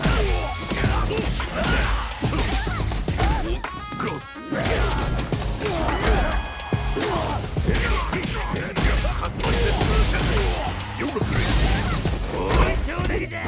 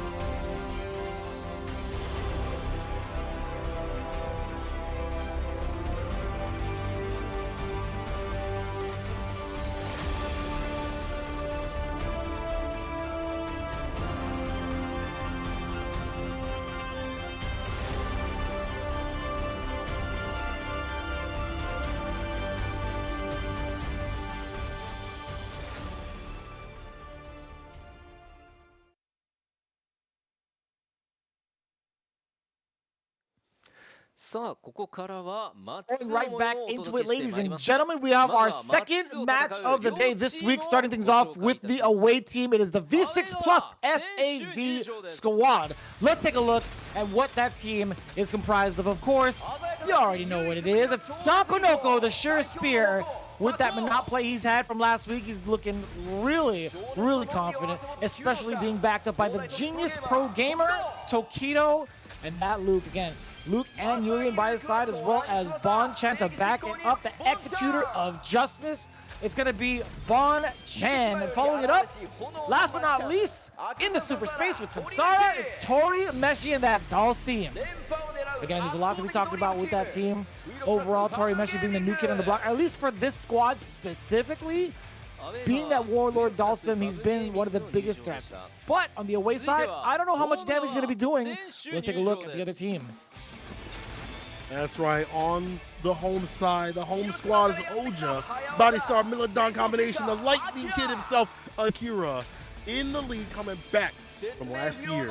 Also the legend, the beast from the east, that a beast, it is Daigo Umihara, right behind with that guy on State Fine. Then we have the Tycoon Heavy Tank, Fudo, with the poison and Mika if need be. Lastly, we have the White Omen himself, New Kid, Narakun, with that Akira, and sometimes Ibuki. I don't even think it need be. Actually, I think it's mostly going to be the Akira. He has been putting that character on the top spot. And speaking of the top spot, we have the top spot team right here. They're looking to keep that lead as they have the clear, heavily amount of points in their favor. Let's see if they can keep it so. Because this team, as you mentioned previously, the V6 is also a threat. That was the winning team of last season, so they're going to have a tough road ahead of them. Yeah, overall, you're looking at the standings, right? Nagoya Oja Body Stars actually had a ridiculous run from week 1. They got 30 points, followed by week number 2. They got their full-on broad against Camouflage Nation. These guys are looking like the team to beat, man. That's just from current standings right now. And on top of the points they had from the preseason tournament, it puts them over at 90 points coming into this matchup, if I'm not mistaken. All things considered right now, looking at the current roster of V6 Plus FAV Gaming. Sakonoko going up first with Minot. How do you feel about that? I think it's a strong option. He's been really strong with this Minot, and you know, for him, I feel like Sako, you know, he's been tough to crack. We saw him fight against Crusher, and he was smoking cats. He also, if need be, has the Kage and also Luke in play, so I feel like he's a strong threat to put up first on the deck. He's got a lot of characters to rotate in between. And then Torimeshi, as you point out, the new kid on the block, in that first 3 is going to be super strong as well. Waiting in the wings, waiting for his match, sitting in that last spot. Looks like Fudo is coming up with the Mika play today. All right. And looking at the way that both players have played, right? Nagoya Oja Body Stars, Fudo actually was playing with Poison, if I'm not mistaken. How did that matchup go from last week? Let me kind of recall, because, you know, it takes me a little bit, but Fudo had lost, or no, he won that matchup against John Takeuchi. So he kind of, it felt like he was kind of getting cooked by John Takeuchi. John Takeuchi kind of pushed him into the corner, but then he got aggressive with it, meeting John Takeuchi in the middle, was able to get the win with that poison. And now we see the Mika. We talked about the rotation of characters that we said, at least for Sako. Now we're saying that for Fudo as well. He does have the Mika. This is a weird matchup. I feel like for both characters, whenever I talk to the base of both players, they hate the matchup. Like Mika players hate trying to get in and get stuff with the orbs and things like that. But same with the Minot players. Like if this character gets in, they get their win. It's like I gotta suffer, and my V reversal always gets caught with the medium punch and things like that. So for both players, for both characters, it's going to be you know, difficult to deal with the character. So maybe it's like a 5-5. But either way, we'll see what happens in play, because what's on paper doesn't always happen in a match like that. Right, and I think there's a lot to be said in regards to both players. I think one of Fudo's main attributes is being able to force the guess so often, and most of those results yield in the opposition losing or guessing incorrectly. But I will say, I think Sakonoko also is pretty unbearable to defend against. I mean, his mix-ups are just as good with Minot. Like any sort of orb mix-ups he has, any sort of opening, you know what's going to lead to a fat damage combo. He's got it down pat. Like he is the execution god of the FGC, right? So you have two big problems here. Mika with consistent mix-ups and forcing you to guess at every turn. Minot, who has pretty much a single opening that could lead to fat damage. It's all about the defense. I want to know what kind of defense both of these players are going to play when pushed up against the ropes. I also like their styles going up against each other. I feel like they're more active than the usual player base. Like for Mika players, who knows more about the confirms and setting up shop for those mixes. That's what makes him so deadly. Like he has all these great hit confirms and his footsies are so great. So you're never expecting those dashing command grabs and grips to do it. On the side of Sako, he's really good with the footsies overall, so that when he does pop trigger, you've already lost so much of your health. It's dang near guess for game. Whereas most Mika players, Monat players, are losing so much health and then banking on the V-trigger. His neutral is so good that it doesn't really feel like he's always reliant upon V-trigger to get the win, even though the character is predicated on that. So you're right, the defense is going to be tested on both players where, you know, Manat's defense isn't so good. Her light kick wake up is not going to be so dangerous. She uses the EX bar. But we've seen Sako commit with the EX after like a light reversal wake up. On the side of, you know, the Mika player, you know, you're going to be stuck with, coming in with the orbs and medium punch over and over again, so you might be losing health, but get in the corner, everybody blends. The Twitter comments are saying that they cheer for Fudo 100%. They are 100% in the side of Fudo's corner. And of course, the opposition, right, with V6 Plus FAV Gaming, they're handpicking a lot of these tweets in support of Street Fighter League Japan. And the second one was pretty basic, but it's also pretty supportive. Go FAV Gaming. We see how much of the fans over in Japan are loving them some Street Fighter League Japan. Again, it's been so fun to watch thus far. And it's only week 3. It's still, man, we're barely scratching the surface with Japan. It's actually pretty wild. But again, as it stands, we're talking about how both players, Fudo and Sakonoko, pretty much match up to each other pound for pound. I gotta say, I think Fudo does a fantastic job of navigating around like the Manat game plan. I think he's a very creative person in regards to like reacting to whatever it is or making correct reads on whatever it is any Manat player wants to do, specifically Sakonoko. In regards to their previous track record from the last season, I think Fudo had the better record overall. But as it stands right now, it's a whole different season, right? Things could change. Changes to the characters have happened, albeit not extremely significant, other than maybe Irish went back in mid-screen. That's pretty significant. Yeah, that's pretty good. Also, being able to hit it from off the crouch being kick consistently is, being special cancelable is a pretty big bane play if you do have EX bar, you know, for Oki for the EX Peach. So that may also help in the neutral. But then again, Manat's buttons have a lot of range. Let's see what happens between the two. Fudo versus Sako, a classic, but updated in this new meta, in this new edition of Street Fighter League Japan. First match between these two teams. Backed up. And there's another actually significant one that we didn't get to talk about. That B skill, having that be more of a projectile to lock down the neutral a bit. Look how aggressive Fudo is being. He's got one objective in mind, and it's pretty much to isolate Sakonoko in this corner. Funny thing about that is Sakonoko can fight out of the corner pretty effectively. And look at it, we were talking about how most Manat players are predicated on getting this V trigger, but instead the V shift back to back, just costing 1 bar. Do it again, a bar and a half now. He's getting out of dodge, but still Fudo gets the throw. A lot of gray life on that side, no confirm, and it's all Sakonoko. Here we go. You thought you could throw the microphone. Where now? Interrupt. Mike the leader, you defeated. Walk up throw, one more hit with Sakonoko. The distance, but the disco not doing enough damage. There's the Sobato to clear and seal the deal. Fudo getting the first one in that scramble situation. And that was extremely aggressive from Fudo. Again, we kind of hinted at the way he traverses past any of the orbs or like the kind of obstacle course that Manat can present. He actually just went full on face to fist. He was just dashing up and throwing out some of these peaches. Trying to throw it one right there, but was interrupted with the dive kick. EX connects, throws it out raw, puts him in the corner, try to get the command grab, got a little too antsy with him. Sakonoko gets the orb back, and just like that, the anti-airs, the air-to-airs get a lot better. V-shift away from Dave. V-skill pick up, drop him down with the EX. Sako wanted to spin that EX bar to get into him, try to get the throw bait, but the low. It's that last hit. Sako. Yeah, one of the biggest deterrents that grappler players have been experiencing is the inclusion of V-shift, right? It just makes the mix-up not as potent anymore. I want to see how Fudo counters against that. I really do. I think Sakunoko's done a great job of being very aware of that situation, utilizing that V shift pretty much what, like 4 or 5 times in a single game. That's more than most people's sets.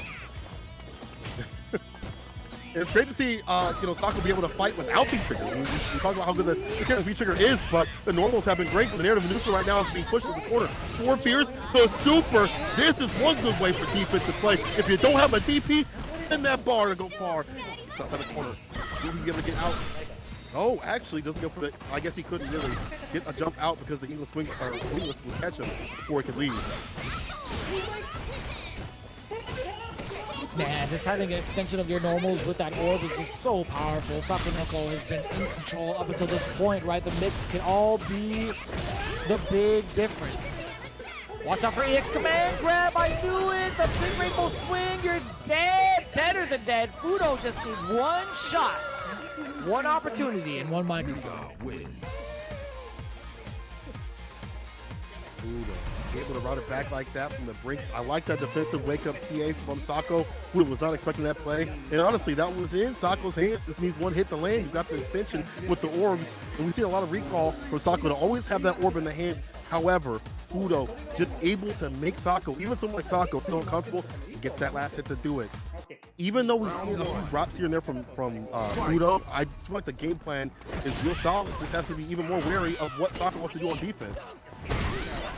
I think it was more so the fact that, having that V trigger ready from Armika, like having that Nadeshiko come in, forcing Sakunoko to make that block was the big benefactor for Fudo, right? I think there was a lot of life. Sakunoko was pretty much in control, but the problem is, like, EX Rainbow Swing is more than enough damage to make anybody bleed significantly. So I think that was just like, it came down to guess for game scenario. It's unfortunate, but it's just how it played out. What's the V-bar at the bottom? Right, V-scale. It's the EX orb. Sakunoko trying to cut the space up in this place. Fudo talking to him for a little bit. Pulls out the mic. That's going to power up the next command grab quite a bit. Sweep off the feet with the crush. That quarter push. Yeah, this one on block. Careful of the grip. The follow-up with the super. This will be more than enough to do it. Fudo. Unset point.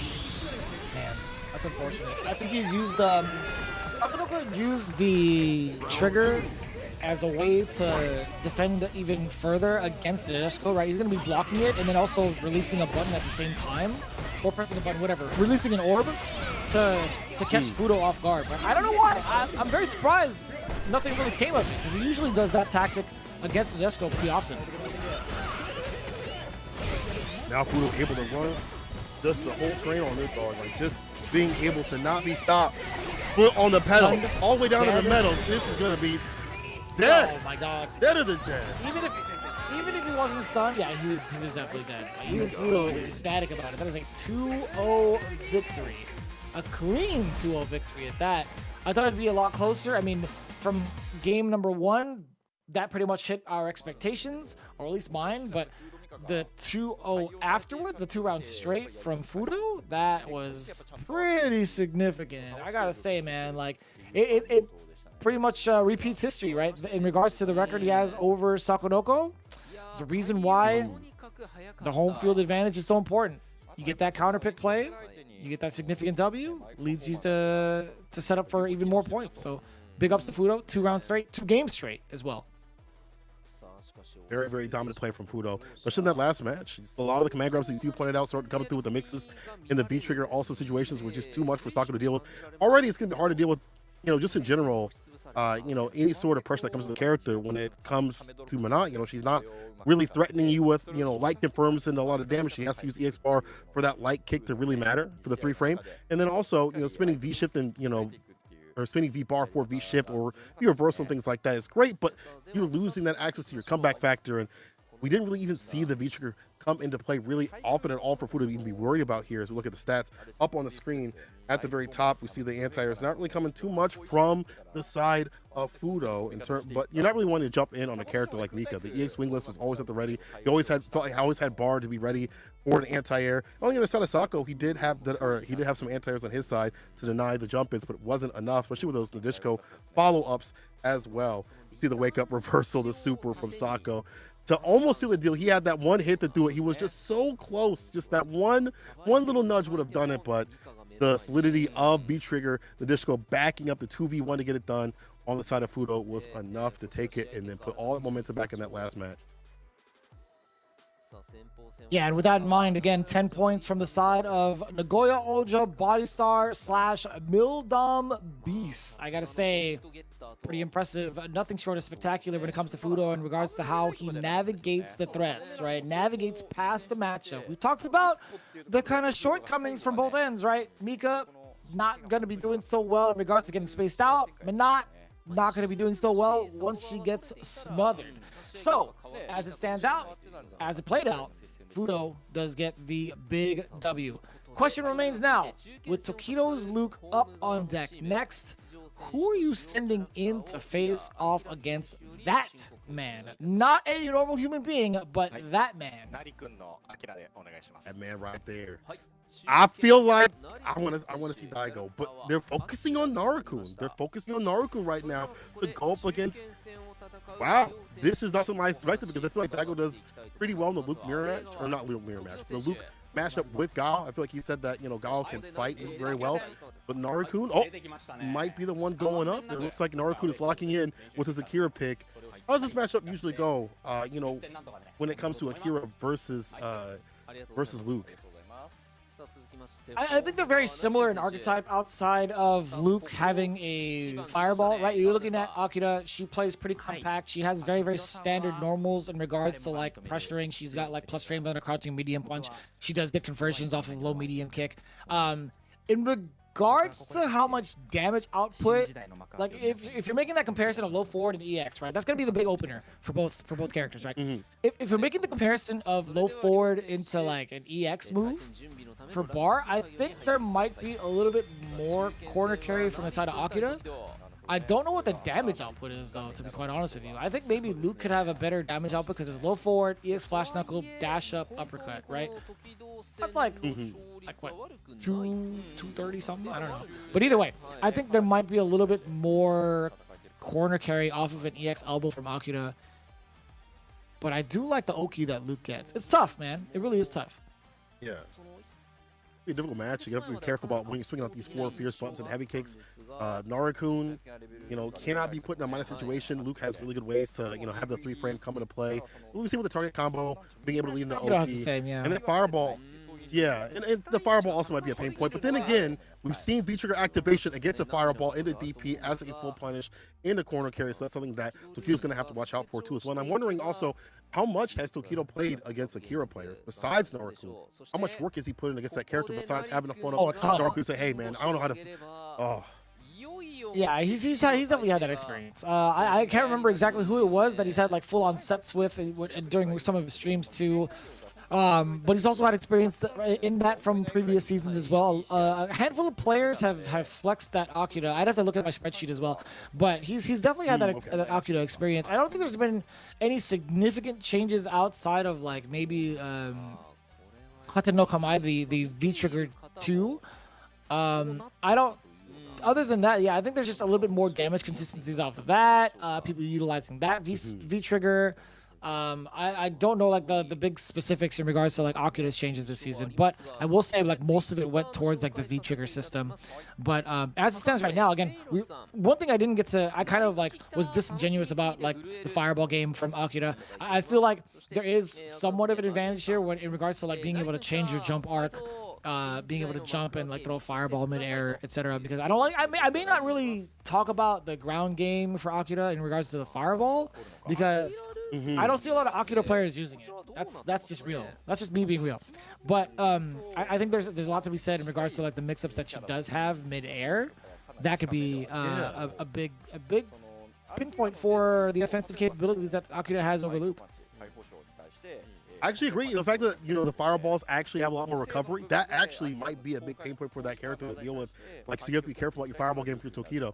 Tokido himself says that he's been practicing for this, so he will get his points. He said, I will get my points. Naruku says Tokido's a strong player, and everyone thinks that I'm a weak player. I want to prove them wrong. I will showcase my new beginning. This is the White Omen talking. He says, I'm going to showcase my new beginning. And the Twitter comments say that Naruku versus Tokido they've been waiting for this match. And Naruku, they can't wait to see your new beginning. That's really cool. New beginning. Yeah, I love the debut of Naruku and into the league specifically. But again, he's somebody who's been pretty active for the scene of Japan, right? Even back in May, he participated in the Red Bull 5G fighting tournament, as well as getting 17th at his CPT run. Not bad at all, right? Naruku again making big waves with this Akira. I'm looking forward to seeing what his plan is specifically versus Tokido's Luke, because man, we talk about players piloting this character. There's a handful of them that really are kind of like, man, I never want to play this Luke ever. I feel like Tokido is one of them. Yeah, I feel like he's super annoying with this character. Like, he plays at a slower pace, and like you're trying to dash and he checks you, and obviously he gets Oki off that crouching light punch. And then if you try to back up too far, he'll harass you with fireballs at the right ranges, things like that. He's more of that patient player that kind of breaks you down. Then when he puts you in the corner, he smells blood and he goes in to get his win. It's how he typically has played previously with Yuri, with Akuma. When he puts you in the corner, he just mauls you apart. So it feels like you're just having an unfun time the entire time. And he is, as you pointed out, one of those players that is like a Luke player, not a fair weather person that's picking up Luke because they won a few wins on ranked and things like that. He is an actual player. He is sticking with it. Yes, he's got the gearing on the side, the ball rod we haven't really seen in a while. Maybe he's got that, but he really definitely is a Luke player. We've seen it in his play, how strong he is in his matches and things like that. We'll see if Naruku has a plan for him, or is prepared for this match, or prepared for even that style of Luke. Yeah, we're gonna see again in all things considered thus far, right? In week number 1, Tokido had actually played off against John Takeuchi with that Urian. Didn't work out in week number 2, however. Tokido had swapped into the Luke, got that significant W over Mizuha 2-0 against his Cody, and now is looking to repeat those same results. However, Naruku, on the other hand, right, hasn't really been showing out in week number 2, but week number 1, we saw his debut. Fell a little short to Gucci, which is, I feel like, the 0-2 doesn't tell the entire tale. I think it was still pretty close. But going into it, it's a brand new day. Going up against Tokido now. It happens. It's definitely going to be a big test of his skills. But we get someone like Tokido. We're studying Studious. Move forward, fierce. We're going to have a crush, though. The pickup for the V skill. Tokido just harassing him. We're outside even the medium punch range. And there's the fireball, too, as well. Naruku trying to walk him down. Oh. Yeah, very, very similar normals, right, in regards to the range. Oh. Trying to steal some turns away. The medium punch. Oh, sorry, the elbow. Okay. This is going to be so significant, right? Being able to utilize V-Skill 2. Haten no Kamai, the extender. Look at the damage. He still has half a trigger left. Plus frame. Oh, the stance cancel. Big tech from Tokido. Absolutely great for that. For the extension, put it all in the corner. Back throw. Challenge up for Tokido. One hit in the super will do it. He's got the V-bar also in terms of trigger to lock Naruku down even more so. Be very careful about any of these hits. Tokido will go for that chip, but there is V-bar at the bottom for Naruku down to Z reversal. So it has to be on hit situation for Tokido if he wants to seal it with that CA. Oh, that could have been it. Or at least a whiff punish inside of Naruku. Oh, that's cute. EX? EXDP for Tokido! Of course. The last thing you would expect.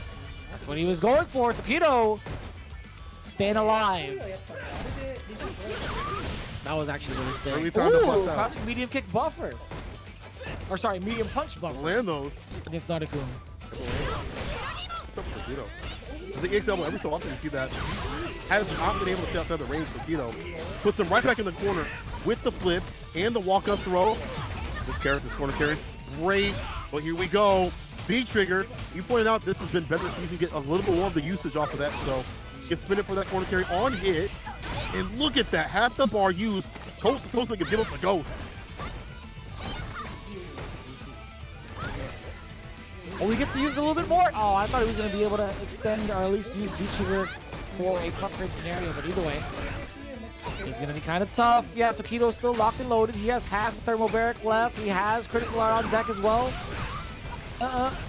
He gets to do it again. He gets to control so much of this screen with Sandblasters and Thermobaric, but instead, he opts to go to the mid-range. He's still crouching. Oh, he's not quite dead yet. Do not go for the overhead. He's waiting for it. He's waiting for it. Listen to him. Listen to him, Naruto. Listen to Vicious. Don't do it. Get that crouch unit kick. Trying to find an opening. Tokido. And that light kick gets the hit. Ooh. What a blast button. That is the one for Naruto. That was exhibiting great patience and discipline overall. I gotta say, that was great. Oh, caught Tokido crouching again for the full extension of that combo. And speaking of full extensions, now it's Tokido's turn. The great equalizer. That was off one bar, by the way. Some damage out here. Fireball. Catch Naruto lacking the slack and down back, blocking like that. Blocking that distance, the heavy kick, the crush, and now he's got V-bar on lock, ready to unload. There it is, off the elbows, but the EXDP comes jumping to Tokido.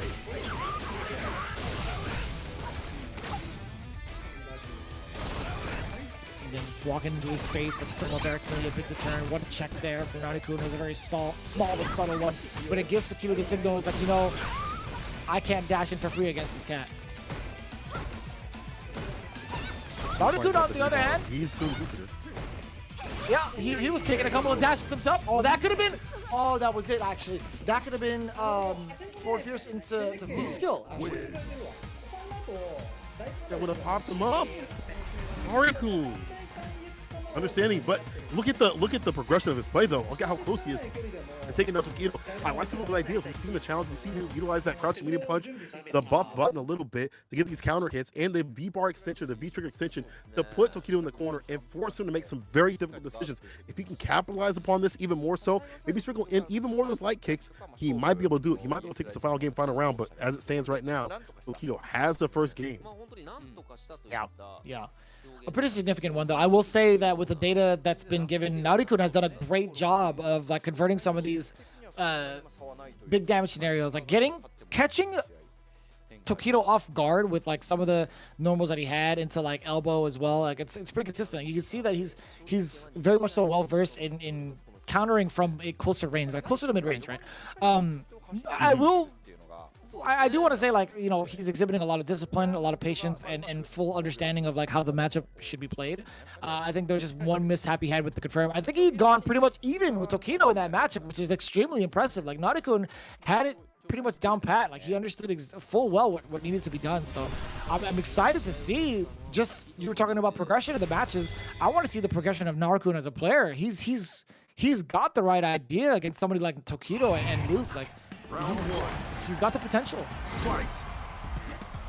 It's there. We've seen it right here in these matches. We've seen it previously, but this could be the breakout right here. He needs it for his team. He needs to stay in the game because right now, Tokido is on the game point, as you said.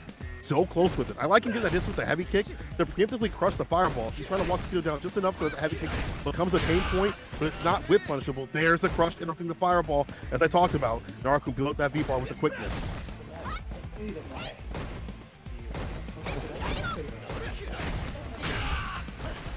Oh, that's a huge crush counter for Naruto because it pushes Tokido so far into the corner. And we were talking about some of the tactics utilized in the Luke mirror match. Being able to bulldog Luke into the corner is a problem right now for Tokido. Look at that. Being in this situation in general has just been so detrimental to Tokido's game plan. Oh yeah, cover it. That was sick. Trying to stay fine, but gets Tokido. The activation hasn't fallen in the corner. Dealing out the damage, the DP. He wants to get that last hit with the super. Trying to find an opening. But Naruto's got the bar at the bottom for V-Trigger. Careful how you throw out these fireballs. Or if you let anything whip. That's what I'm talking about. You called it, Vicious. You called it. I knew eventually it was going to come out. I was like, I'm going to make this point for a very good reason. There's going to be a point where Tokido is going to rely on his pro gamer sense. You know, and then it still kicks in. it still kicks into overdrive. When it comes to pro gamer senses, you know, Tokido fully understands what needs to be done in a win scenario. But yeah, again, the air fireball, being able to trick opponents into thinking they can uppercut for it, that's one of those examples. But Tokido still coming away scot-free, but at a very big expense, right? That's been all that bar. He does have him caught in the corner, and we can't see stun at some point. No confirmed the crouch beating kick. Mark puts him right back in the corner. EXCP finally busting out from Naruto. We haven't seen the reversal just yet from him. That's a heavy kick game plan too as well. Yeah, we're talking about that heavy kick gameplay. You know, we've seen that crush counter a handful of times actually. Going for that attempt again, but still the Sandblaster has been the biggest deterrent. Being able to stuff that out is one thing, but also just keeping your distance away from it and not losing your ground, fighting tit for tat against Naruto is impressive. Right? Just being able to stand your ground and not get yourself to the corner as soon as you thought. That's actually going to be GG's. Tokido 2 rounds straight in that one, 2 games straight against Naruto. Pretty much mirroring the efforts that Fudo had presented, firing right back. But it sets us up again, Sincola, for a scenario for 3rd points for one of these teams. Ooh, that's right. You know, I got to give credit to Naruto. I definitely see the progression of his gameplay, but you're fighting someone against like Tokido that just is harassing you with all these normals. Not even like just consistent confirms, just harassing you with medium punch, medium kick, things like that, checking you as you dash in. Feels like there's just a wall of buttons and fireballs. And I did like the heavy kick gameplay from Naruto. You just need a little bit more, like the EX fireball, the aerial addition to bait out the fireball from Tokido at a distance, and maybe try to get a jump and punish too as well. But it just wasn't enough because of Tokido just harassing Naruto, breaking him down the neutral, getting 2 games straight with the quickness with it. Naruto's new beginning will have to wait just a little bit longer. However, I got to give credit to him again. That's a great play. You know, man, that's a genius gamer. He already had a game plan round start with it. See the anti-airs right there on the side of Naruto. He checked it from the skies. Didn't really happen on the side of Tokido. Would like to see more jump-ins if that case from the side of Naruto.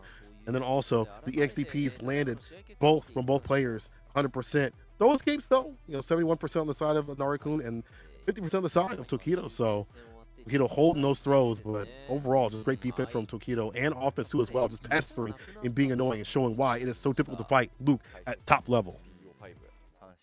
Really clean play from both sides. Really, Fudo taking out a 2-0 over Minot. Sakonoko piloting that character. Tokido 2-0 against Naruto with that Luke. Again, ever so impressive. But now the question remains: Torimeshi is the anchor with Dalsim, right? If I'm a betting man, which I might be, the Goya Oja Body Star has to send up. Yep, they have to send out Akira. They have to send out the Lightning Star, man. They have to use Cammy versus Dalsim because that matchup sucks. I'm gonna be very honest with you, man.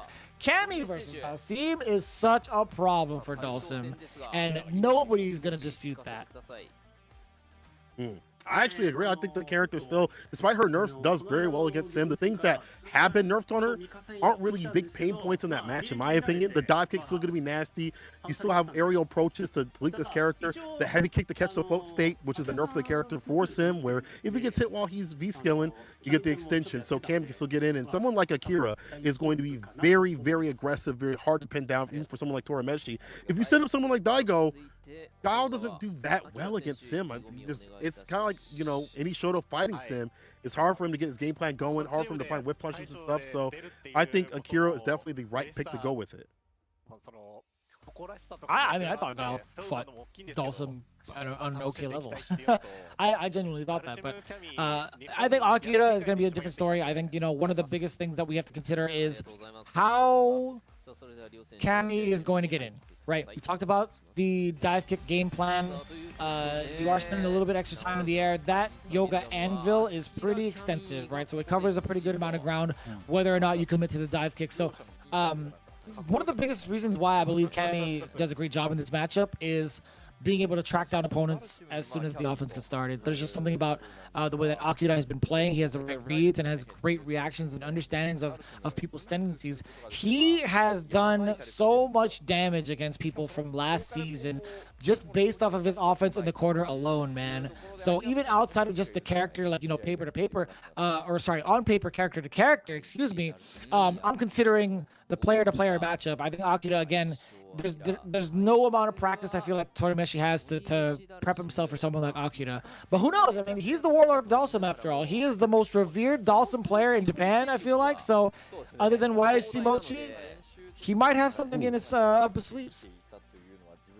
Yeah, he's the grinder. I mean, I watch his streams every so often, and my man goes on 50 win streaks. He definitely has, you know, fought Cammy player after Cammy player, even the ones that, you know, even I guess as people have kind of quit the character, I'm not sure why, because he's still strong.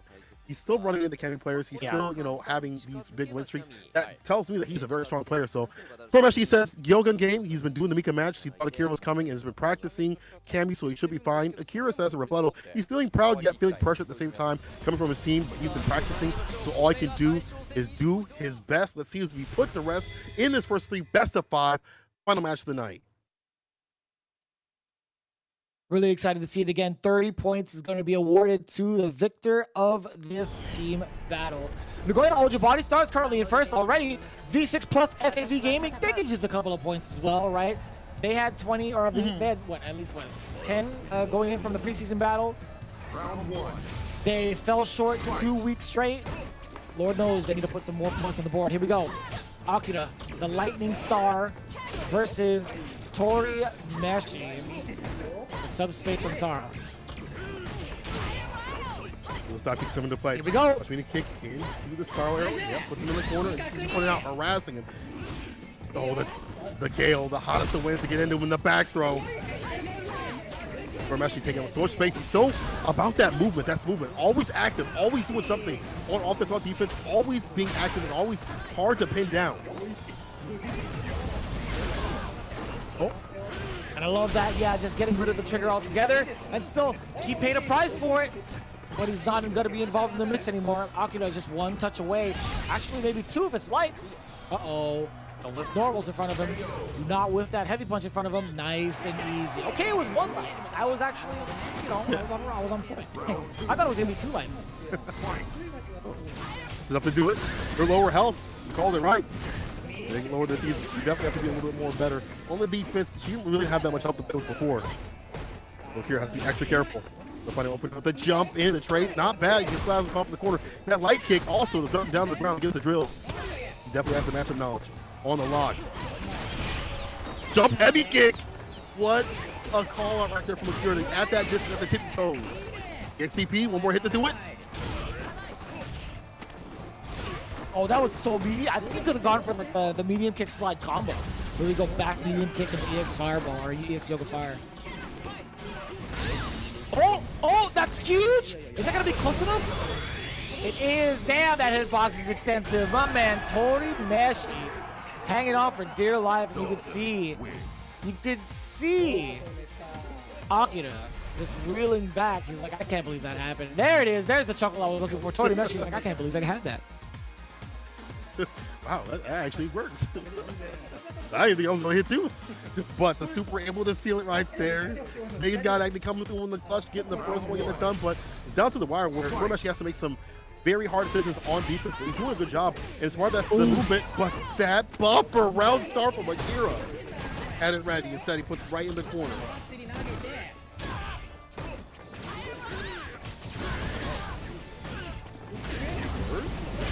Oh my God.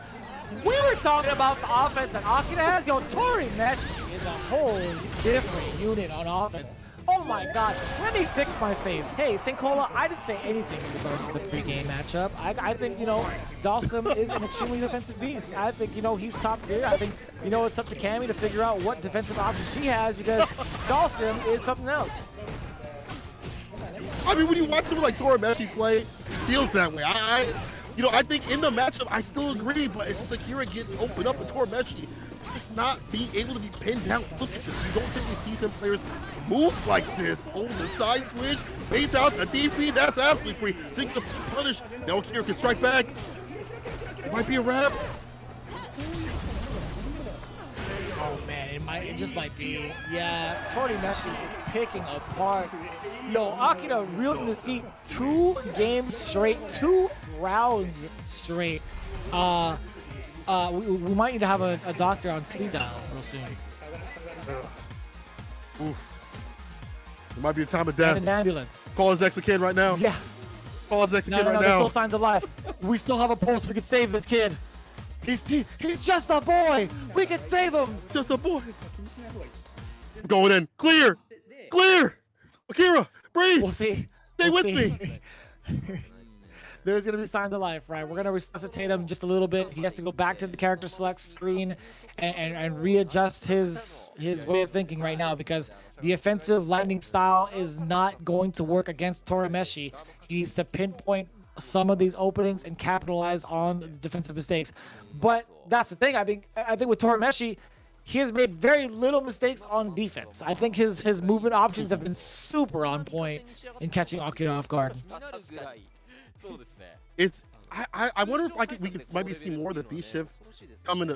Maybe not against some of the things in Sim, because you can't really V-shift Gale and things like that. Now you're onto something. You might. Yeah. You might be onto something. Maybe. To be honest with you. Something, anything on defense besides wake up EXDP, because he's getting absolutely opened up for free. He needs to do something on defense, reversal, anything more than just options that are getting him blown, because as we said before, Cammy has no real health to play with. So if we can get close enough for like maybe a V-shift to happen and to break him down to the ground, that's when we go to town. And this corner pressure has to be picture perfect, and Torimeshi has been able to leave way too often. Oh. There we go. Are we gonna get the stun? Yo, Torimeshi has been in this stunt situation 3 to 4 times over and still hasn't gotten stunned. It's actually ridiculous. Oh no, the V-shift gets blown up. Oh, never mind. Follow my advice. V-trigger. Not so nice. Gets the pickup. Look at this Torimeshi harassing Akira, even though he's the one that's leading. The V-reversal out of there. But the air drops down the EX dive kick. Still gets the hit. Akira, he's solid. Sigh relief. He's alive. He's alive. Finally finding an opening. We got his heart beating again. Now we gotta take him out. We gotta take him out of this coma. I like his ideas against the dive kicks too as well. I like stuffing it. Yeah. Bit of the strategy that's been utilized in the later seasons. Oh boy. Same side, yeah. I mean, it didn't matter to Akira. I think he was waking up with jab regardless. Ugh. Here we go. Tag. Still has V-trigger online. So be careful. Dive kick. Oh, that was gets sick. the V-trigger. Not a lot of damage. That was actually Torimeshi covering his bases. I can't believe it. Yeah, Akira still firing away on all cylinders, catching the EX uppercut against Torimeshi as he was trying to escape the clutches of the speed star himself. That was actually a slugfest from both ends. I think that's where Akira wants to take this, right? Is into that slugfest type match like that, where Torimeshi isn't able to kind of just run away and play. And denying the dive kicks definitely is helping out too as well. These wake up decisions off the jab, you can rotate the options from DC, the wake up jab and things like that. Torimeshi out of there though. Ooh. Set up, inside. Now Torimeshi is backing up a little bit. Oh, he was trying to bait out an uppercut. He still got it. Eventually, caught it with his face. With punish on the fierce, dashing down. Remember what I said earlier, right? Remember what I said earlier. Akira has such a great job, a great understanding of what the player's defensive tendencies are in regard to movement. He hasn't been just throwing out some of these uppercuts. He's making the appropriate reads and reacting. There we go, against the limb, against him. Akira trying to walk Torimeshi down. Now Torimeshi actually slowing down quite a bit with it. Gets the cross kick on the way down. This is bad. Torimeshi finds his way out. Reset, no. Anvil drops on Looney Tunes. That was so quick too. He was really on point with catching that EX hook. He did it on near the end of it. Activation, what's the setup? Oh boy. So the Danger City, a nice counter poke from the side of Torimeshi, waking up the crouch jab.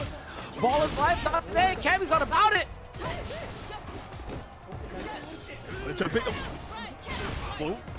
From the area right there, the DP once again. You were talking about that, hunting him down in the dash in, back throw gets the job done. Akira gets another one and takes us to the final game. We thought it was over, but he came outside the coffin and said, "Remember me?" He never died. He was. It's a soap opera now. He was just waiting in the coffin, trying to catch the culprit. He's like, "Remember me?" That was sick, actually. What's crazy about that uppercut is he was just one hit away from getting critical art. And I was looking at his face when he actually landed the uppercut, chasing down Torimeshi. He had the most panicked look on his face. He's like, "Oh, I thought I was gonna get critical art." That was pretty cool. It's pretty funny. Able to see it though. I love that we get these camps to be able to see the players, their face, things like that. You're a very expressive player. Let's see if we can express these fists to face against Torimeshi. We are game to game between the two players. That mistake, gonna get him cooked. Torimeshi tries to stay in front with the fears. Listen for the fireball, the float state, but careful. We've seen Akira chase him down. All according to plan for Torimeshi, get that damage, that jump in, the jump fierce, I should say. Counter hit off the drill, ever so important. Still, that back rise pretty much eliminates the threat of that side switch mix-up. Torimeshi, again, so much life to work with. He's in full control. Up until this point, big activation point for Akira. That's trying to find an opening. Whoa! Did catch him. The jump back jab was not enough to do it, but the jump medium and put Torimeshi finally on set point. Akira really back, but that sequence, that momentum is almost there. You can see it from Akira's face. You can see it in his play.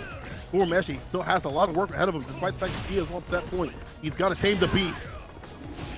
Oh, that back. No, he is so good at sniping out some of these approaches with that Yoga Enza. And that is not an easy feat, especially with a normal like that. There's considerable startup. This guy has been so on point. Akira now. It was there. That was a very deep dive kick, but now finding the point of contention. Torimeshi has done a phenomenal job of fighting out of the corner. This is actually ridiculous. This is the premier Dawson right now. This is looking flawless. You are a madman! You are actually a madman! You threw out the trigger, and he's laughing at him. He is laughing at him blatantly. He's like, "You thought I was gonna teleport out of the way? No, he teleports right in front of him, and he wasn't even ready." You are actually a crazy person for that. That was so good. That was actually so good. Holy. That B-Trigger 2 usage overall has been the tail of the tapes, and part of the reason why Torimeshi has gotten his win in the end. And also, as you point out, the defensive gameplay to escape out of the corner. Alcatraz, he said, "I'm going to last and find my way out." And continuously get someone like that can pressure you like Akira takes a lot of work. It takes a lot of work and skill to make the right reads. But Torimeshi staying solid in the face of all that aggression. He said classes in session, so all about the Simquisition. My God, you are right. I think he might be at that top spot. The premier Sim, as the way he's gotten into Akira today, definitely puts him in contention. My God. He dug into him, man. This guy was all over the place, but at the same time, on offense, he was just in his face. And I didn't even mean to rhyme it like that, to be honest with you. It was just, that's just how the tail of the tape went. Like, he has done such a fantastic job of picking apart Akira's offense. Like, any sort of gap that was left open, he just took advantage of that, right? His crouching jab placements were amazing. Like, his normal placements on Wake Up were amazing. His movement options were on point. He's kept it so ambiguous in regards to his defensive decision making that it's insane. Like, there was not enough for Akira to handle. Like, he didn't have enough data to kind of digest that information and make the appropriate reads. It's been so impressive thus far. Torimeshi, man, I do think that he is definitely one of my favorites. Yeah, listen, it's hard for me to be a favorite fan of Sim players besides, art in them, but Torimeshi, I'm a fan, brother. I'm a fan. And, kind of back at what you were saying, like, even with the dive kicks that are a deadly thing to deal with, as Cammy layers that on against the normals, he was going for that anvil continuously. And that is a risk. If you mistime that, Akira's in, gets the aggression, you have to deal with medium, light, all these plus frames and things like that. If you get open up as good night. But the way that he was so good about anti-air and calling out the dive kicks, especially the EX ones to get it done, fantastic play, bro, from Torimeshi. Just, if you want to see how to operate offensive, defensive style with Dawson, it's Torimeshi. You look at him. Don't do it now. I feel like it's gonna be towards the end of the life cycle of Street Fighter 5 soon, but you know, maybe save it for 6. I'm gonna say, like, you know, study it now and utilize it for 6. I will say that. But again, there's just something about like the way that he played. It was very quite inspirational. I'm not gonna lie. I mean, most of the time I would see it go in Cammy's favor, but that was a whole different story. So going into it with the winning team interview, we have Sakunoko coming up first. He was pretty surprised with his opponent's tactics. He did not really. Oh, sorry. This is the losing team interview. My mistake. But going into, am I crazy? Okay, I am crazy. Let me fix my face. It's been a long day. Don't worry about it. So, anyways, let me start over. V6 Plus FAV Gaming. They did win. Sakunoko started off his interview by saying he was surprised with his opponent's tactics. He didn't expect Fudo. He actually thought Fudo was going to run the anchor position. But he had to give credit where credit was due. Fudo played well. Tokido says that he heard Naruto was confident in playing against Luke, so he said, I'll shut that down with the quickness, but he thought that the players have improved each game, so I'm assuming that also might be for Naruto. We definitely have seen improvements from Naruto. How he's utilized the tactics, the anti-Luke tactics. They didn't come together in play today against someone like Tokido, but we definitely saw that in the match in terms of his tactics, and I think that new beginning is going to be happening real soon for Naruto as he progresses. I feel like he's one of those players that just hasn't had access to these big battles, but this might be his year. You know, we're still early in Street Fighter League Japan. We're still early in this you know, team tournament, so he might have more times to shine. But Tokido was the one that took the victory. Just very hard. There's a Luke player that you want to go against. It's definitely Tokido. Torimeshi himself said that he had planned playing as the anchor and to play against Fudo, but it didn't turn out that way. Vicious. Yeah, he had mentioned that earlier. Even beforehand, right, in regards to their pre-game interview, he's been practicing, you know, he talked about it, he was practicing the Mika match, expecting the anchor. He thought Akira was gonna be coming through anyway, so he was practicing the Kami as well. So he was well prepared for it. And you could hear it, you could just hear it from like the giddiness coming in from the side of the FAV squad. 100% ready for it. Torimeshi, you could see it, man. He was flawless in his movements, right? 2 games straight, and he did fall shortly afterwards, but ended up cleaning up the spot with the third round, or the third W, I should say. Very, very well played. And of course, Bonchan, what did he have to say to close things out for the winning interview, Sinkola? It's like all he had to say was the team won when he wasn't playing. He said, thank you, everybody. So he was very happy that while he was sitting on the benches, he was able to cheer on his team. He was like, let's go, team. Let's go, team. Y'all got it. Y'all got it from here. Yeah. It's clear that they did. You know, they did a great job. It's a good feeling. Yeah, especially with his performance from last week, right? He fell just a little bit short. We were talking about that earlier, right? Being in the Luke mirror match against Mago, your confidence had to be shaken up because he also went into the sudden death battle. Fell short again against one game Mago. Always a dangerous man. But as Bonchan, you got to be feeling great, like not having that much pressure and being able to recuperate from that loss. But as it stands right now, again, Bonchan being as Bonchan as ever, right? Being as animated as ever. But going back into it, the surest spear, the strongest halberd, getting a couple of closing statements, closing remarks in regards to this team's performance. I'd imagine, you know, he's got to be ecstatic. The rest of the team as well. Torimeshi putting in that work has been super impressive, but as it stands right now with Sakunoko, with his closing remark, he says, in the upcoming game, I want to continue doing well. Your support is greatly appreciated. You heard it here, man. Again, he is a legend in the game. He acknowledges everything that's been coming through in regards to the support, and it's pretty cool to see some of the Twitter action or the social media interactions in regards to the Street Fighter League Japan. Nothing but positivity, and we do truly appreciate that. That is for damn sure. Yeah, it's been great to see these players, you know, kind of team up. It's so different than what we typically see. We typically see the 1v1s out here with tournaments where people are kind of playing for themselves. Now you're playing for your team, but you also have access to your team. You also have access to players that you can talk to, converse with, and strategize with. And I like that, you know, we had Bonchan even putting up Torimeshi just in general, going back to what he had said, putting up Torimeshi in the anchor position, believing in him to get that win, believing in him. And look at, you know, what happened here. Look at all those anti-airs.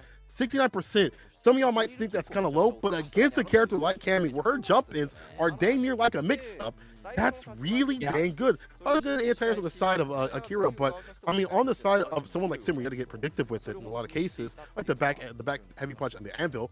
Like, that was really good from Tormeshi. So, you know, there's no wake-up reversals. Only one got done by Akira, and they got blown up. We see the throw escapes mostly done on the side, Tormeshi.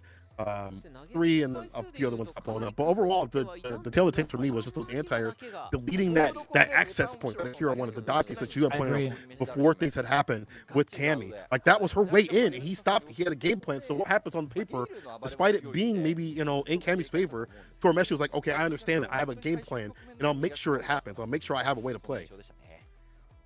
He definitely made me reconsider the matchup in regards to how he was playing. If you are super on point and call the right things out in regards to like the anti-airs, the point of access in terms of offense, he is the complete package, and he genuinely makes me reconsider that matchup just based off of his performance alone. He had amazing reads, right? He had all the anti-airs covered pretty much instantaneously, and that is like superhuman. I feel like that's something that we rarely get to see. Like most of the time, it's based off of reads, but his reactions were extremely on point, and also just as impressive, to be honest with you. I think there's a lot to reconsider. There is, and we're going to be considering so many more of these matches. Look at the replays right here. Even this matchup, something I'm thinking about a little bit later on as we see how strong Fudo was, utilizing a lot of the normals to set it up shop for the command grabs. See right there, that one with a lot of V usage from Sakanoko to stay away from danger as much as possible. We don't typically see a lot of Monat players utilize that stuff, but V-Trigger was definitely utilized on the side of Fudo to lock down the approach, as you pointed out right here. Not even super, the EX connects with the command grab to seal Sako's fate, and then we saw just Fudo run over Sako, building that V-bar, that little bit of damage right there, and throws the projectile. Sako had to realize that he had to catch that and be careful of that fireball, the projectile. And again, the lockdown decision right here, activation. One way to stay away from V-Trigger is to not let it happen to you. Yeah, I was going to say, man, don't worry about, you know, the usage of the meter. Eventually, you'll see that critical art come into play, right? Even though he uses it for Rainbow Swing, more often than not, Fudo is going to find a way to land that critical art, and we saw it earlier. But still, just the onslaught of pressure, and boom, here we go. Yeah, even if it wasn't stun, it was going to be death regardless. So that was Fudo in a nutshell, really. And then we got to see the little sparks of potential from the side of Narikun. Ever so impressive. Tokido also saying the same about his opponent. We're starting to see that progression. We're starting to see that improvement from Narikun. It was very close, right? The numbers may not tell the tape in regards to the matchups, right? 0-2 in favor of Tokido, but these matches were ever so close. Look at that. Pretty much down to the last round, with like 10% life on both ends. Just hits away. Just literally hits away for the play right here. And I like the ideas, but you see that Tokido just adjusting to that heavy kick, rush, you know, interruption with the fireball, backing up just enough to let things whiff and get the hit, or get those conversions or the hits in general. Like Tokido understanding Narukun's game plan and breaking it down. Narukun's gonna have to come with something different with it, because Tokido is the genius gamer, and he had a way to stay away from the activations. In this match, definitely the match of the night. Was not expecting Tormeshi to pick apart someone as aggressive as Akira, and obviously play it sometimes in his wheelhouse as aggressive as Akira is like to slug it out on the ground. Tormeshi was able to escape these corner positions, and there were points where you pointed out where Mans had the stun built up. I feel like the stun barely ever happened for Tormeshi because he was able to escape the corner. Look at this side switch. Look at the damage. This is Zoner, by the way. Not anymore. That's for sure. Not even in 6 either. I'll tell you what, man. That's not what I saw. That's not what I saw in the trailer. Again, we were talking about it earlier. We started to see the kind of cogwheels turning in Akira's head, right? He was starting to figure it out little by little in regards to like how Tormeshi decided to play defense. They got him 2 games straight, right? Pretty significant. But there was just something about the last matchup, right? I think this mix was a little bit too much for him to handle. Yeah, same side, by the way. The man teleported on in front of him, same side. Even there was like a slight smile on Aru's face. He's like, I can't believe he did that. Like, yeah. Really did it to him.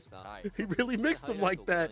That felt personal. That B-Trigger 2 is such a lockdown tool. You know, it's not really about the damage. It's just about the openings and making players feel unusual and break down their own defensive walls. And that's what happened right there, breaking down Akira. We saw that continuously in the match, the V-Trigger 2 being able to be a big pain point and stopping the anti-air approach. There were some good trades from Akira from time to time. However, most of the time it felt like he was just eating damage, that V-Trigger 2, setting up the wall and getting these side switches, or just staying in front with it for the mix. So that continuous amount of pressure weared down on the side of Akira. So Torimeshi moving on. We're moving on with the matches right here. Shinobiism Gaming getting 30-10, and then the reverse on the other side of these teams right here. That sets Oja at the top spot, 100. Good 8 Squad with 90. Shinobiism Gaming with 70. Boosted up in FAV Gaming with 60. That means Gyogun with 55. Detonation with 30. Team Itsuka with 25. And last but not least, Saishun Khan Soul with 20 on the board.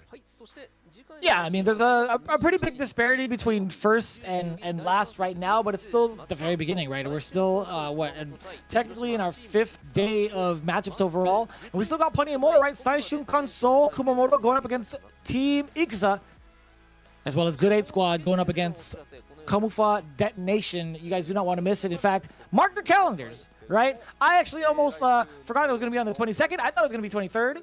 But as you can see right now, the next one is going to be the 27th, so on and so forth. Please, please, please mark your calendars in case you miss it. Also, hit us up or go to Capcom_esports to follow along with all the updates, because we'll be posting that. They'll be posting that to make sure that the Western audience does not skip a beat, because you want to keep your eyes peeled for Street Fighter League Japan. There's so much in the works in regards to what's happening for the Global Championships. You guys do not want to miss it. Again, EU is starting to come up, and it's going to be really exciting, Sinkola. Absolutely. It's going to be super exciting to see what happens between EU, US, and Japan. But that's it, fam. We'll see you in the streets. Peace.